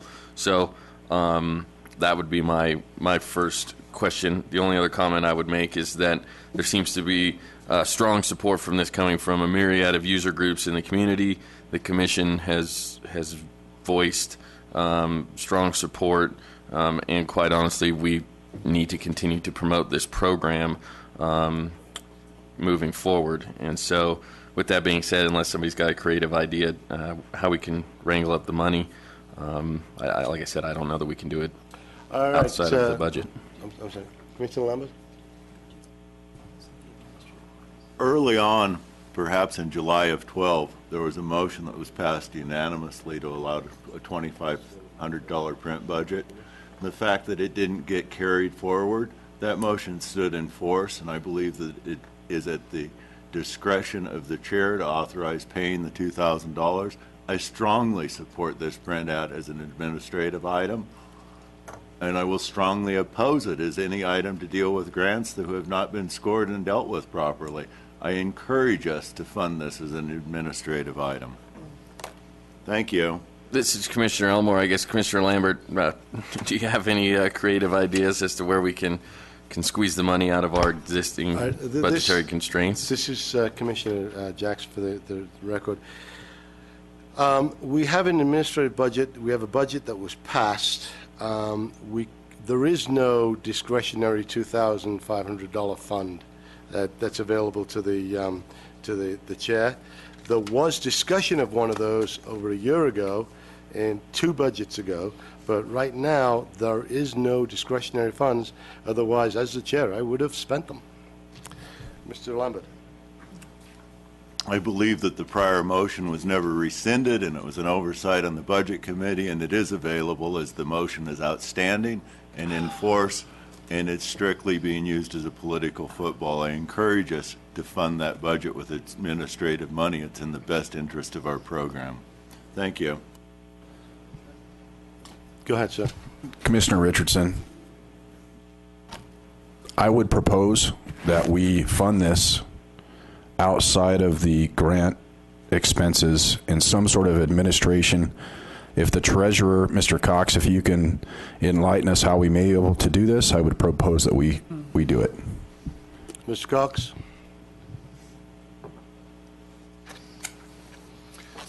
Well,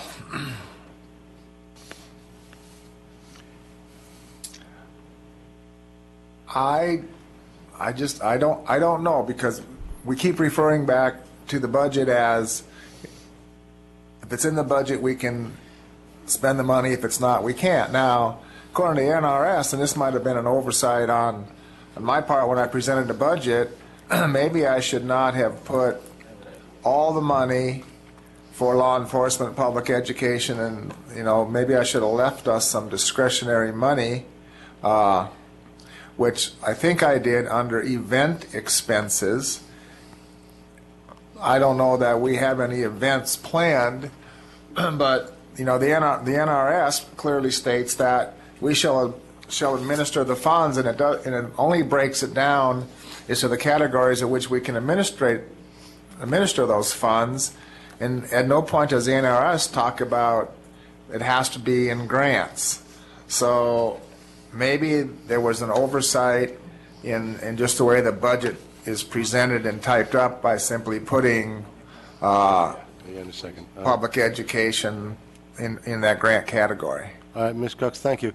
I'm going to, if you just hold for a second, Mr. Lambert, what I'm going to do is I'm going to defer to the AG for clarification, and if possible, maybe we can, maybe we can revisit the budget under the item number 9 and go back, revisit it, change the budget, come back, rescind the motion from last week, and then file a new motion, and then be able to do it that way. Mr. Geddes. Will Geddes, the Attorney General's office. As an initial matter, I would very strongly recommend against doing anything called, funding anything from anything called a grant fund. I believe the action taken by the Commission last week rescinded all matters relating to grants because NRS 490.06.7 discusses, one second here. I'm sorry, 06.9, thank you. Discusses grants, one second. I'm sorry, 068 specifically addresses in subsection 2 award of grants, and it states in my reading of it that regulations are required governing the entire process from the application to how applications are received to who may apply for the grants, and the suggestion here that money could go from one pocket to the next to fund any matter without regulations is against, in my opinion, the statute and the action taken last week by the Commission. Now, that having been said, the other question that is raised is whether or not the statutes speak to the Commission's ability to spend funds. And as we look at the statute is very clear of apportionment, of what money can be apportioned in certain percentages to certain types of spending activities. And I think that has to be complied with. Now, on the more subtle issue of you've got a budget, you've got desires to do what you want to comply with the law and those percentages in different time frames, it may not be that issue is answerable under 490. So the question becomes, can you fund what you want to fund today that's been agendized from other sources other than grant funds? And I think if you want to develop that discussion, that's something that you might be able to pursue. Before we go, Mr. Chairman. Go ahead, John. Go ahead, Mr. Griggs. Thank you.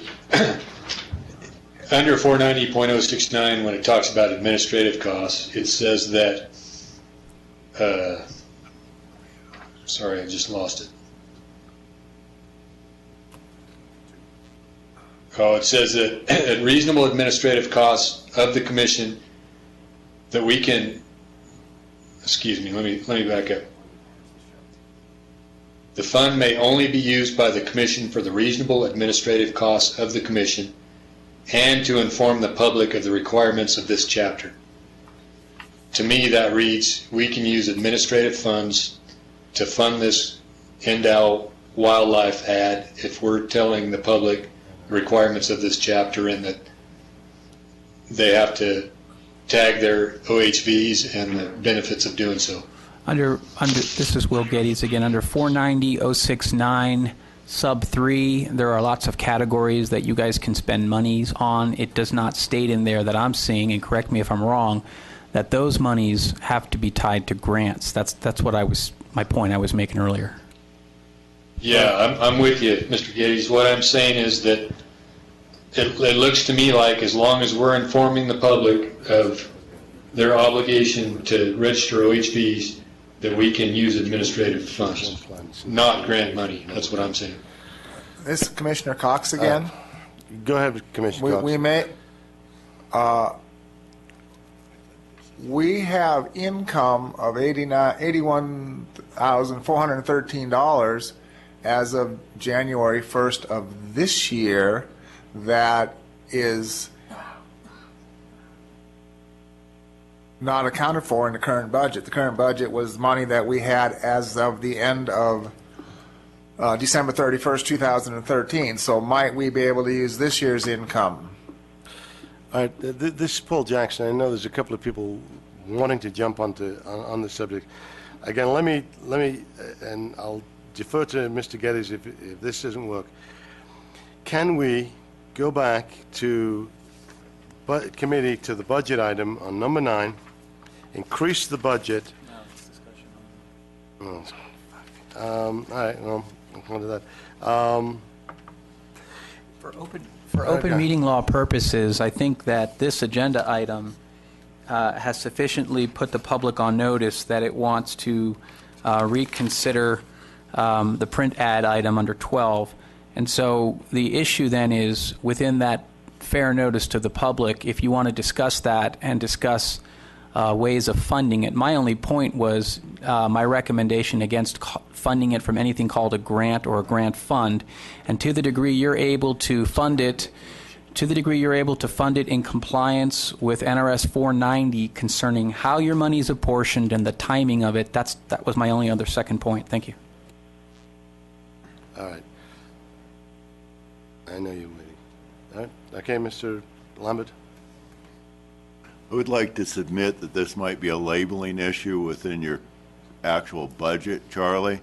When we talked about events, we were talking about publications to support events, and it meant to be a publication support event budget, and I believe that it's a mislabeling issue, that you do still have that money.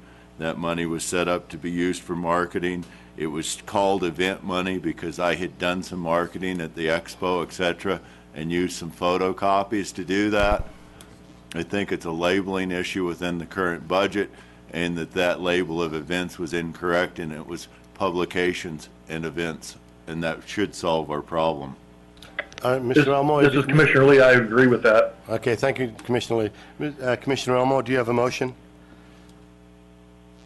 Commissioner Richardson, you have the motion? This is Commissioner Richardson. I propose a motion that we fund under the administrative language of NRS 490-069, number 2, that we fund this request under an administrative cost for the commission. In the amount of? $2,500. Thank you, sir. Do I have a second? Commissioner John Lambert, Riggs, I second. Mr. Riggs, I think you just nipped it at the post there. Mr. Riggs is the second. Do I have any further discussion? This is Commissioner Elmore. Just for clarification, I'd like to say it's up to $2,500. If it's less than that, we don't need to give them all the money.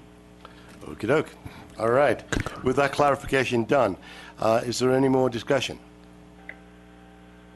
I'm seeing none. I'm going to call for the vote.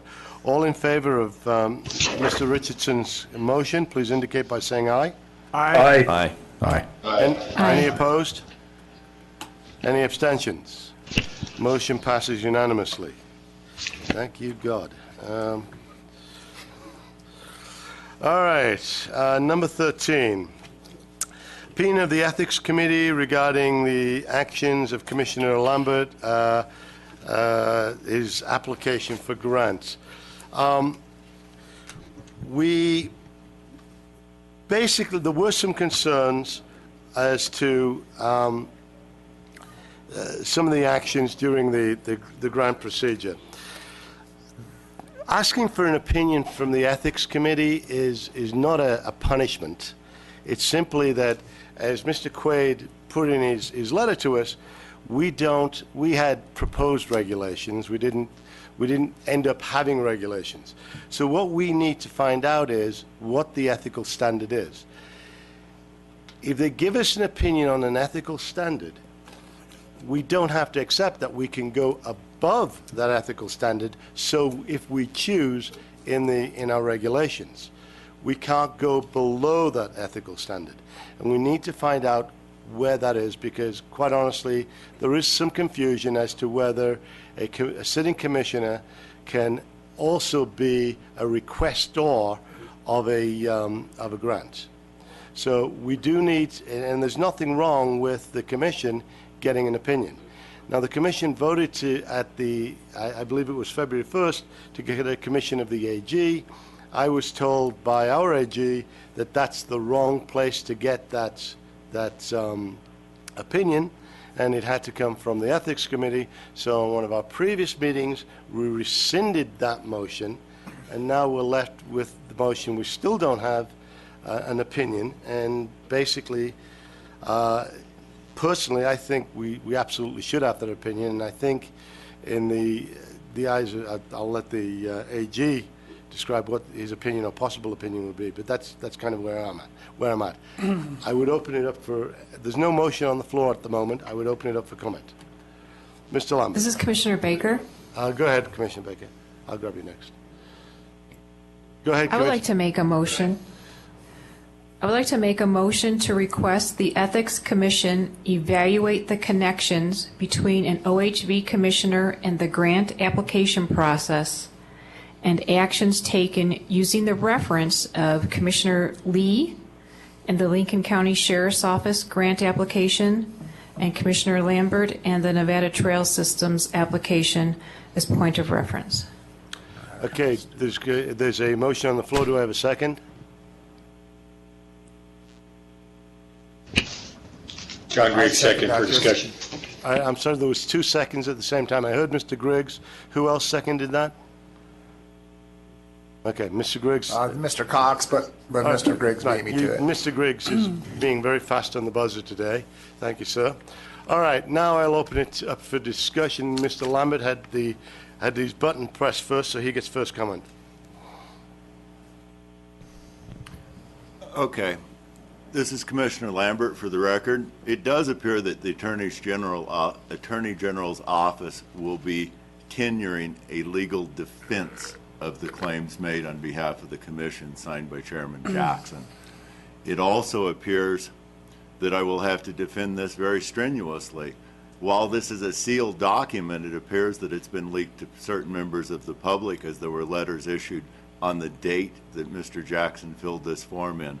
I believe that at this point in time, we have legal considerations of inaccuracies and that complaint as it stands needs to be dealt with before there are any secondary activities or, as described by one particular AG, additional shenanigans being played by the Commission or its members in regard to the ethics complaint.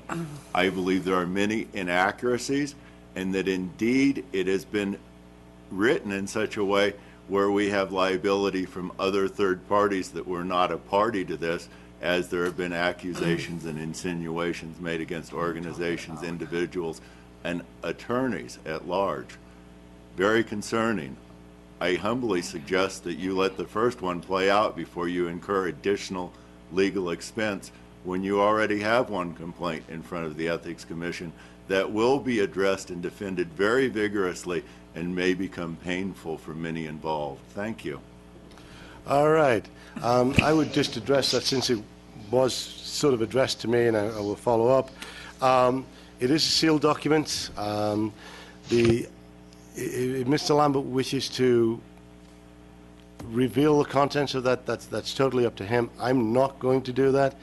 But the issues involved in that were not the same as the issue that Ms. Baker's, Commissioner Baker's motion would deal with, and we need to deal with Ms. Baker's motion, not anything else. So, Mr.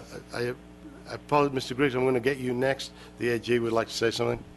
Just for the record, Will Geddes, Attorney General's Office. I represent the entity of this commission, and to the degree that there's the suggestion that I'm representing any individual in any ethics commission, no, I'm not saying that. I'm just clarifying that I have no role in that. I am zealously representing my integrity as an entity counsel. I will not partake of any matters for any individual commission member. I am not involved when reference was made to the Attorney General's office. That is not a reference to me. And to the degree that this commission can refrain from asking me any questions concerning any personal matters, I cannot get involved in intra-commission disputes. That is a matter for the commission to deal with. Thank you. Mr. Griggs, you were up next. Thank you. I take it then Mr. Geddes won't help me with my speeding ticket I got coming here. I just wanted to say that in light of what both the chairman and vice chairman have said, and to my way of thinking, that it's a little bit moot in that there's no grant applications on the table right now. Commissioner Baker, would you accept a friendly amendment to make this question to the Ethics Committee generic, in that we don't name any specific grant applications but ask for an opinion on whether to the extent that a commissioner can be involved in the grant application process? I would, and in fact, I apologize because that's exactly what I meant, and I only meant if they needed to point of reference to what I was asking about, they would take a look at those two connections to get the gist of what we were looking for, which is exactly what you said. And I apologize if I didn't make that clear, but that was exactly what I was looking for. All right, Mr. Lambert. Great, thank you. I'm sorry I misunderstood. Mr. Lambert. It should be noted that this commission at this point has never put forward regulations and even how to meet. They have not put forward regulations as to what is appropriate ethical behavior. They have not put forward regulations as to whether or not there is any conflict resolution. They have not put together the basic tenets of setting a meeting. I know of no companies in the state of Nevada that would be able to proceed without bylaws. If you choose to move forward, you may be just looking at the fact that you've still got to go home and build a footing for the building before you can live in it. I stand adjourned. I'm just I going would just like to make one additional comment. Go ahead, Commissioner. When allowed. I think that it just comes down to the point where we talked about this before we started going forward with the grants, and Mr. Geddes was very helpful to us. And I made the motion then, and I stand by it. We as commission members, and Commissioner Richardson, I'm laughing because I think I am the newest man on board with my January 21, 2014 appointment. But in that appointment, just because it was so new, I've got the whole packet here. I was given quite a few page pamphlet called Ethics in Government Law, Chapter 281A of the Nevada Revised Statutes. And I was asked to swear that I would comply with these ethics. And it's the same thing when we started talking about the grant application process, and Commissioner Jackson had the whole ethics agenda item before that, and it was my recommendation, and the majority of the commission supported it, that we don't take our personal opinion of the ethics law and incorporate it into a regulation, and that every one of us has a responsibility to know ethics in government law per Nevada Revised Statutes, and that each one of us can ask the council if we have a question, ahead of time. And I hate to see a regulation that tries to make us interpret the ethics law and anticipate every potential conflict that could come from that from each commissioner. We're so varied, and we have so many first, second, third level of connections between a grant and a thing that I don't think it's fair to expect us to identify in advance all the potential conflicts. I think it's our responsibility as individuals to know NRS Chapter 281A and seek our individual counsel if we need to. And I think that just by asking this generic question of the Ethics Commission to try to give us an opinion back would be helpful. It was something we all wanted. But I hope you understand what I'm saying. I don't. It's not to pick on Commissioner Lambert. It's not to pick on Commissioner Lee. We were looking for some kind of generic response back from the Ethics Commission to help us. But I think it's not fair to expect us to anticipate every potential ethics conflict and include it in our regulations. Okay. I'm sorry. Go ahead, Commissioner McKay. I believe that certain commissioners have already filed a complaint with the ethics office. And by having come back now and asked the commission to do it, it's kind of like closing the door after the cow already left. I'm for quit digging holes here, moving forward. If you want to get a generic opinion about conflict of interest, go ahead, but I'd leave them both out of it. That's it. Anyone else? Commissioner Richardson? John Riggs. Oh, go ahead, sir. He's fast. Go ahead, sir. Sorry, Mr. Richardson. In my opinion, the hole that we're in already is because we didn't do this kind of homework up front, and that We're all private sector people dealing with public sector money, and I think Commissioner Baker said it very well, and we can't give legal opinions of NRS, and we need help with it. To me, this is getting help up front before we get in another mess. All right, Commissioner Richardson. Commissioner Richardson, for the record, I'm the original one that I think I motioned for the legal piece to get it, and then I rescinded that at the next meeting. So now it's in the ethics. Both Commissioner Lee and Commissioner Lambert abstained from any voting that they were involved in with their respective organizations. So just from my knowledge of that piece, that seems ethically correct. If we're looking for some other thing, then I'd like to know what else are we looking for? If they're not going to vote on a piece of legislation or a grant that they have an interested party in, they're not going to vote for it. Where's the ethical dilemma? They're not voting for it. So how can we hold them to some sort of above and beyond standard that nobody else hears? We all have an interest in everything that we're talking about. So if that was the case, then none of us would vote on anything, would be doing exactly what we're doing right now. We have not awarded a dime in the grants to anybody. So here we are discussing it yet again, and we're still not going to grant anybody anything. But the two parties that we're concerned with, Mr. Lee and Mr. Lambert, have both abstained. So what's the point? This is Commissioner Lee. I'd like to talk. Go ahead, sir. I would agree with Commissioner Richardson, and that was my point. As the sheriff dealing with government entities and government meetings, that's exactly what I said at the grant meeting that we had. My feeling is if we're just looking for merely a generic response from the Ethics Commission, they're going to say that you need to disclose and abstain. I mean, unless we want something more, which that's fine, but I'm just saying if we're just looking for a generic response or an opinion from the Ethics Commission, it's already been given time and time and time and time again. We merely need to, let everybody know that, I'm the sheriff and the grant is from the sheriff's office and I abstain from voting. And so I would agree with Commissioner Richardson highly on this. Now, if we want something more, that's fine, but I'm just saying generic, we've already got a generic opinion. All right, this is Commissioner Jackson for the record. The issue is, I wish it was that simple. I wish just saying, we're involved and not voting. I wish it was that simple. It apparently isn't, and it's a quagmire of things. And quite honestly, a certain AG said to me, there is nothing wrong with asking for the opinion.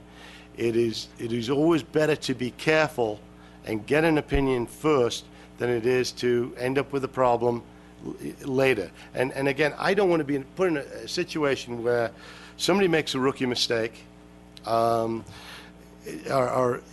does something that they had no intention of doing anything inappropriate or wrong, but they make a rookie mistake, or they make a mistake, and we end up with some association deciding, well, they didn't get a grant, so now they're mad, so they're going to look for something to pick on us with.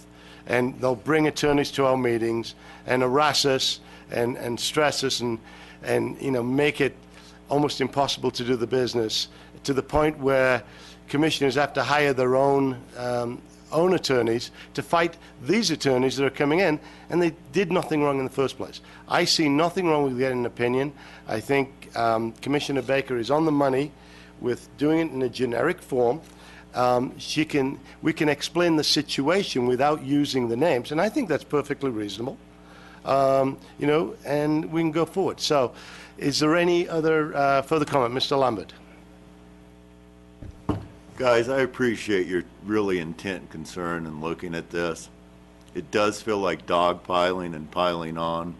If this was done a year ago, if this was done when the grant committee guidelines were written, if this was done during the regulatory process, if this was done after going through LCB, it wouldn't feel like a dogpile and so distasteful. I believe it's extraordinarily motivated and unfortunate. Folks, do what's in your best interest, but I'm not sure this is in your best interest. All right, do we have any more public comments? I'm seeing none here in Carson, Vegas. Mr. Griggs, Mr. Lee. All right, I'm going to go ahead and move for the vote. Commissioner Baker, would you please restate your motion?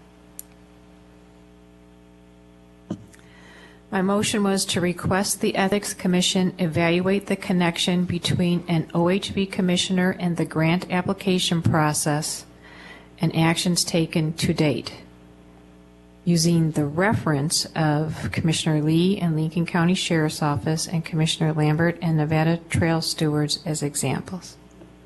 All right, thank you. We have a second, and I'm going to move to the vote. All in favor of the motion, please indicate by saying aye. Aye. Aye. Aye. All right, I'm going to call for what are they called? Division of the House. I'm going to call for division of the House. Kathy, would you please go through the roll and ask each commissioner which way they vote? Commissioner Cox? Aye. Commissioner Elmore? Nay. Commissioner Giroux? Commissioner Griggs? Aye. Commissioner Jackson? I'm sorry, Commissioner Lambert? Nay. Commissioner Lee? Nay. Commissioner Richardson? Nay. Commissioner Baker? Yay. And Commissioner McKay?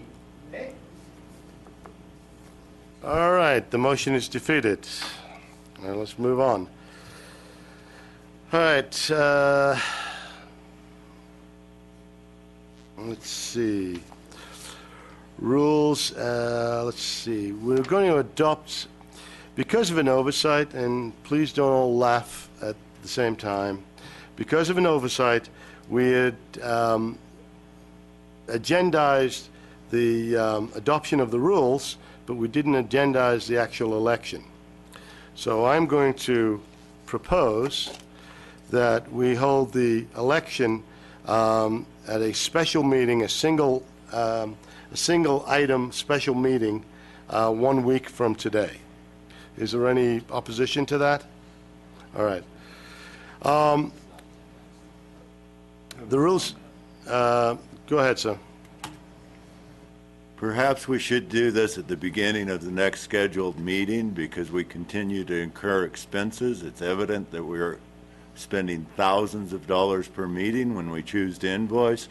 And it seems like we're meeting every week, and I was really planning on meeting once a quarter or so. We all need to maintain our jobs. This is a waste of time again. Okay, I'll speak to that. I've got to be honest. I've done this job for 2 years. I am sick of people throwing rocks at me. I want to be one of the people that can throw rocks. So I would move that I get out of this job as quickly as I reasonably can. And I would hope... Commissioner Richardson, I second that. Thank you, Commissioner Richardson. Hopefully you'll be an officer. I vote in favor of that. Let's take a vote. All right. Now, be quiet, please. I'll have you removed if you keep on doing it. All right, adoption of the rules. Everybody's read the rules. Is there any comment? Well, I tell you what, let's go for a motion. Have I got a motion to adopt the rules? Commissioner McKay, I will make the motion that we adopt the rules. All right, is it a second? I've got a copy of this. If they have the agenda, they do. Is there a second? For clarification, what the agenda item is a rule of practice for the election of commission officers, item 15, and the specific rule that you're moving is that which is contained in the agenda. Okay, thank you. All right, do I have a second? Mr. Elmore? Commissioner Elmore, I can second the motion. All right. Discussion. Okay, do we have any discussion? This should be one of the items we can get through pretty quickly, because I know a lot of people have to go. Any discussion? I'm seeing none. I'm going to move to the vote.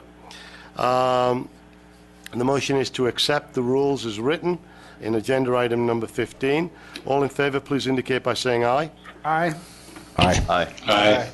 Aye. Any nays? Seeing none, motion passes unanimously. We've done expenditures. Regulations. I'm sorry? All right. By some kind of indication, a show of hands, how many people need to be out of here by 2? I know that Mr. Griggs does. I'd hope to, but I can. All right. What I'm going to suggest is that we take the development of the administration rules and we form a committee to do that. And we go ahead and do that and then have that committee report at our next meeting, which I believe is May the... When is our next scheduled meeting, Kathy? Our next regular meeting? I don't have that right before me. All right, we have a regular scheduled meeting in May, so at that point, I would recommend that we move to the next item, form the committee, and then populate the committee, and then have that committee give us a report at the May meeting. Is anybody in disagreement with that? Go ahead, sir. All right, this is Will Geddes from the Attorney General's office. I want to make certain that what you're moving, if it's going to be a motion, is something that's, well, under subsection A, possible action that may be taken by the Commission might include taking action to further the adoption of such regulations along the rulemaking path. So if you were to make a motion, it appears that that would be acceptably agendized. All right, thank you, sir. All right, I'm going to move to item number 16, formation of committees.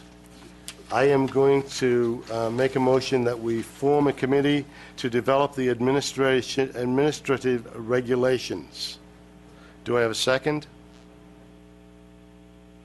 I'll second that, Commissioner Cox. Mr. Cox, thank you. Mr. Griggs, you were too slow this time. All right. Is there any discussion? Seeing none, I'm going to go for the vote. So the motion is to form a committee to develop administrative regulations. All in favor, please indicate by saying aye. Aye. Aye. Aye. Are there any opposed? Seeing none, motion passes unanimously. We'll populate the commission.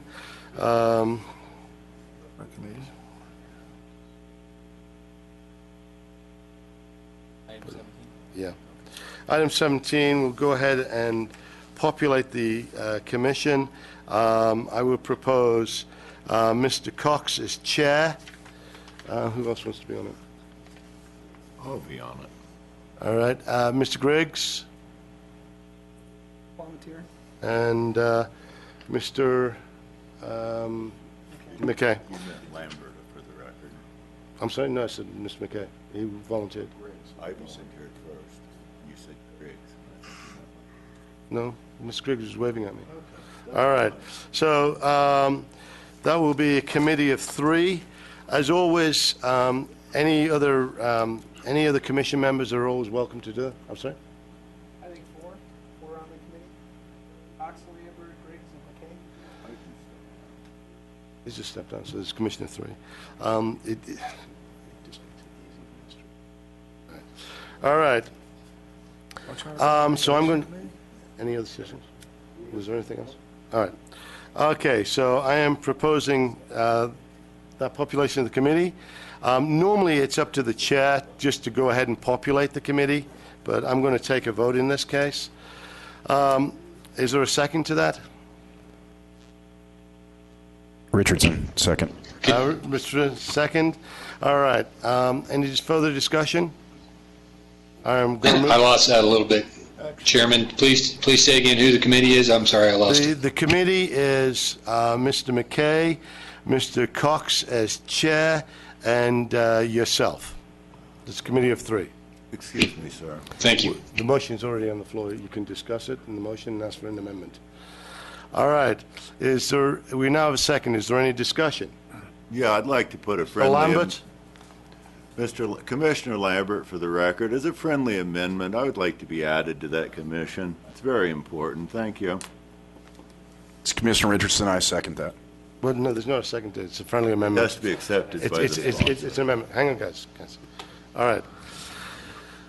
You meant committee, not commission. I'm sorry? It's a committee, yes. This is Okay. Mr. Cox. I have a question for clarification. Sir? This committee is the administrative committee, or is it or is this the regulation committee? This would be the committee to formulate the regulations that you've been working on. This would be the committee that would cover item, this would be the committee that would cover, where are we at? 11. The rules, I'm sorry, yeah, 11. This would be the committee that would develop the administrative regulations. Covering all of the administrative grants, everything, all of our administrative regulations. Then I think that there should be some members of the grant committee on this committee. Okay? Because the two kind of overlap each other. All right, what I'm going to do, sir, is as long as it's all right with Mr. Griggs, I'm going to withdraw my motion, and I'm going to look for a motion from the floor. Do you have a motion, Mr. Cox? I would make a motion that we form a committee to combine the grant committee and a new regulations committee. Well, sir, at to the moment, work on. there is no grants committee at the moment. This will be a brand-new committee, and you can make a motion to put anybody on there you wish. The floor is yours to make the motion. Why is there no grants committee? There has not been there's always been a grants committee. Okay, sir. All right. Do you have a motion of who you would like on this committee, sir? Commissioner Cox, this is Commissioner Lee. I would be on that if you want me to be from the Grants Committee. I would like Commissioner Lee to be on the committee, Commissioner Griggs to be on the committee, and any other commissioner that wants to volunteer for the committee. Okay, volunteers, Mr. Lambert. Yes, I want to be on the committee. I believe McKay also indicated he wanted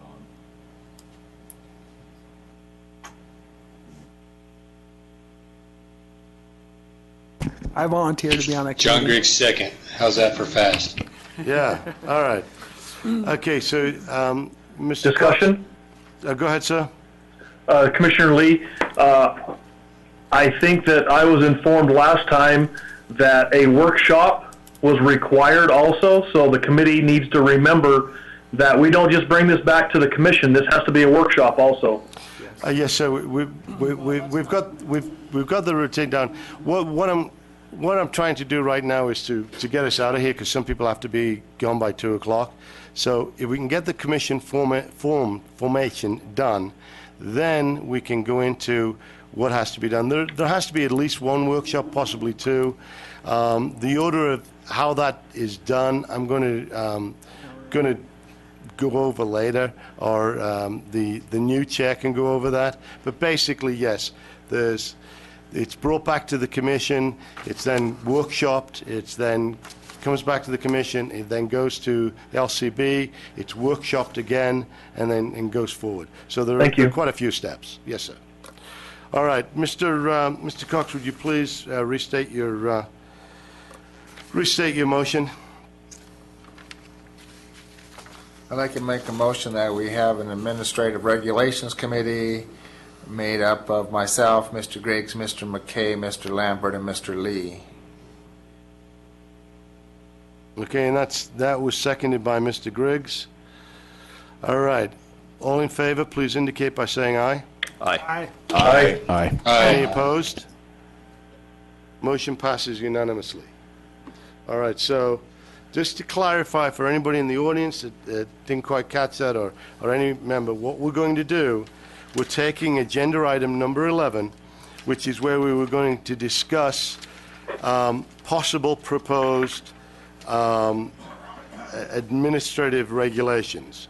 And those regulations would basically rule everything we do, from the grants to giving out the money to who, what, why, and where. Once that committee has been formed, that committee will hold a meeting. They will look at the proposed grants. They will make a decision as to what they like and what they don't like, and move things around. Then that committee will bring it back to the commission. The commission will get a chance to do their input, and then we'll have the public can do some public comments at that time. But after that happens, we'll be holding what's called a workshop, which is designed primarily to get the public's input onto these regulations. Once that's been done, they will go to LCB, which is the Legislative Council Bureau. They will go through them, make sure they're legal, put them into legal form. They will then come back to the commission. The commission will probably then decide to workshop them again, so it gives the public another chance to go through them, see what they think, what they don't like, what can be changed, what can't be changed, and then they will be go forward into the process to actually become regulations. I would love to hear it, sir. Mr. Geddes?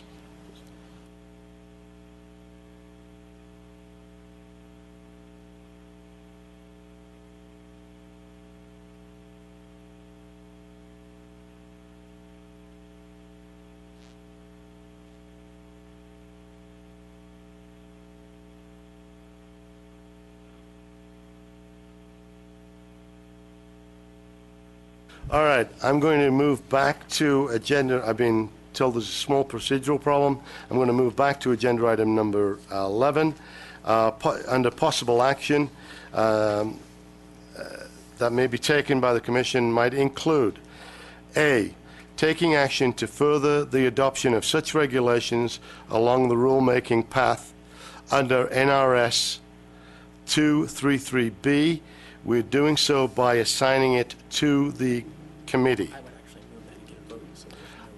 All right, I am looking for a second. Please, God, somebody second this. Commissioner Elmer, I'll second. Thank you. All right, is there any discussion?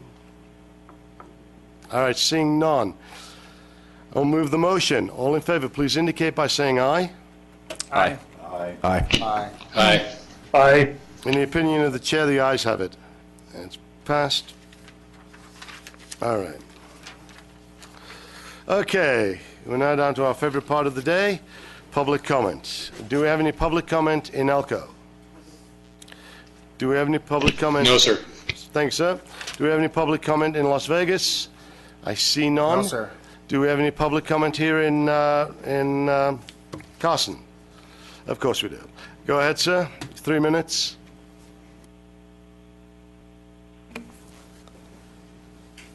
Scott Gers with the Nevada Trail Stewards. I'd like to say that I appreciate the Commission's efforts in trying to straighten out these issues and the problems that have been occurring. We greatly appreciate that. As a member of the public, and speaking for many of the members of the public, we do appreciate that effort. We especially appreciate Commissioner Richardson, his ability to stand tall in the face of adversity here, and other commissioners taking these high moral standards and ethical steps. We do appreciate doing the right thing. You are serving the public. You have been doing your best in many situations. Your steadfastness on these issues is going to be necessary to get the commission through this housekeeping, house cleaning, and tough times.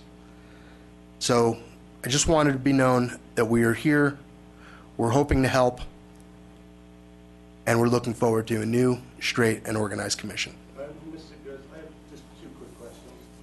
Back in February, you had made the claim that the trail stewards had applied for 501c3 status.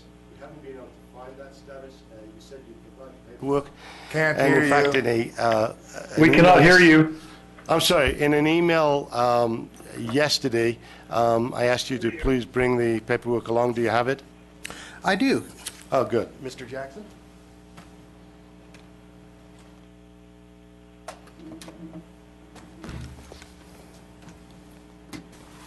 Could I have a copy, please?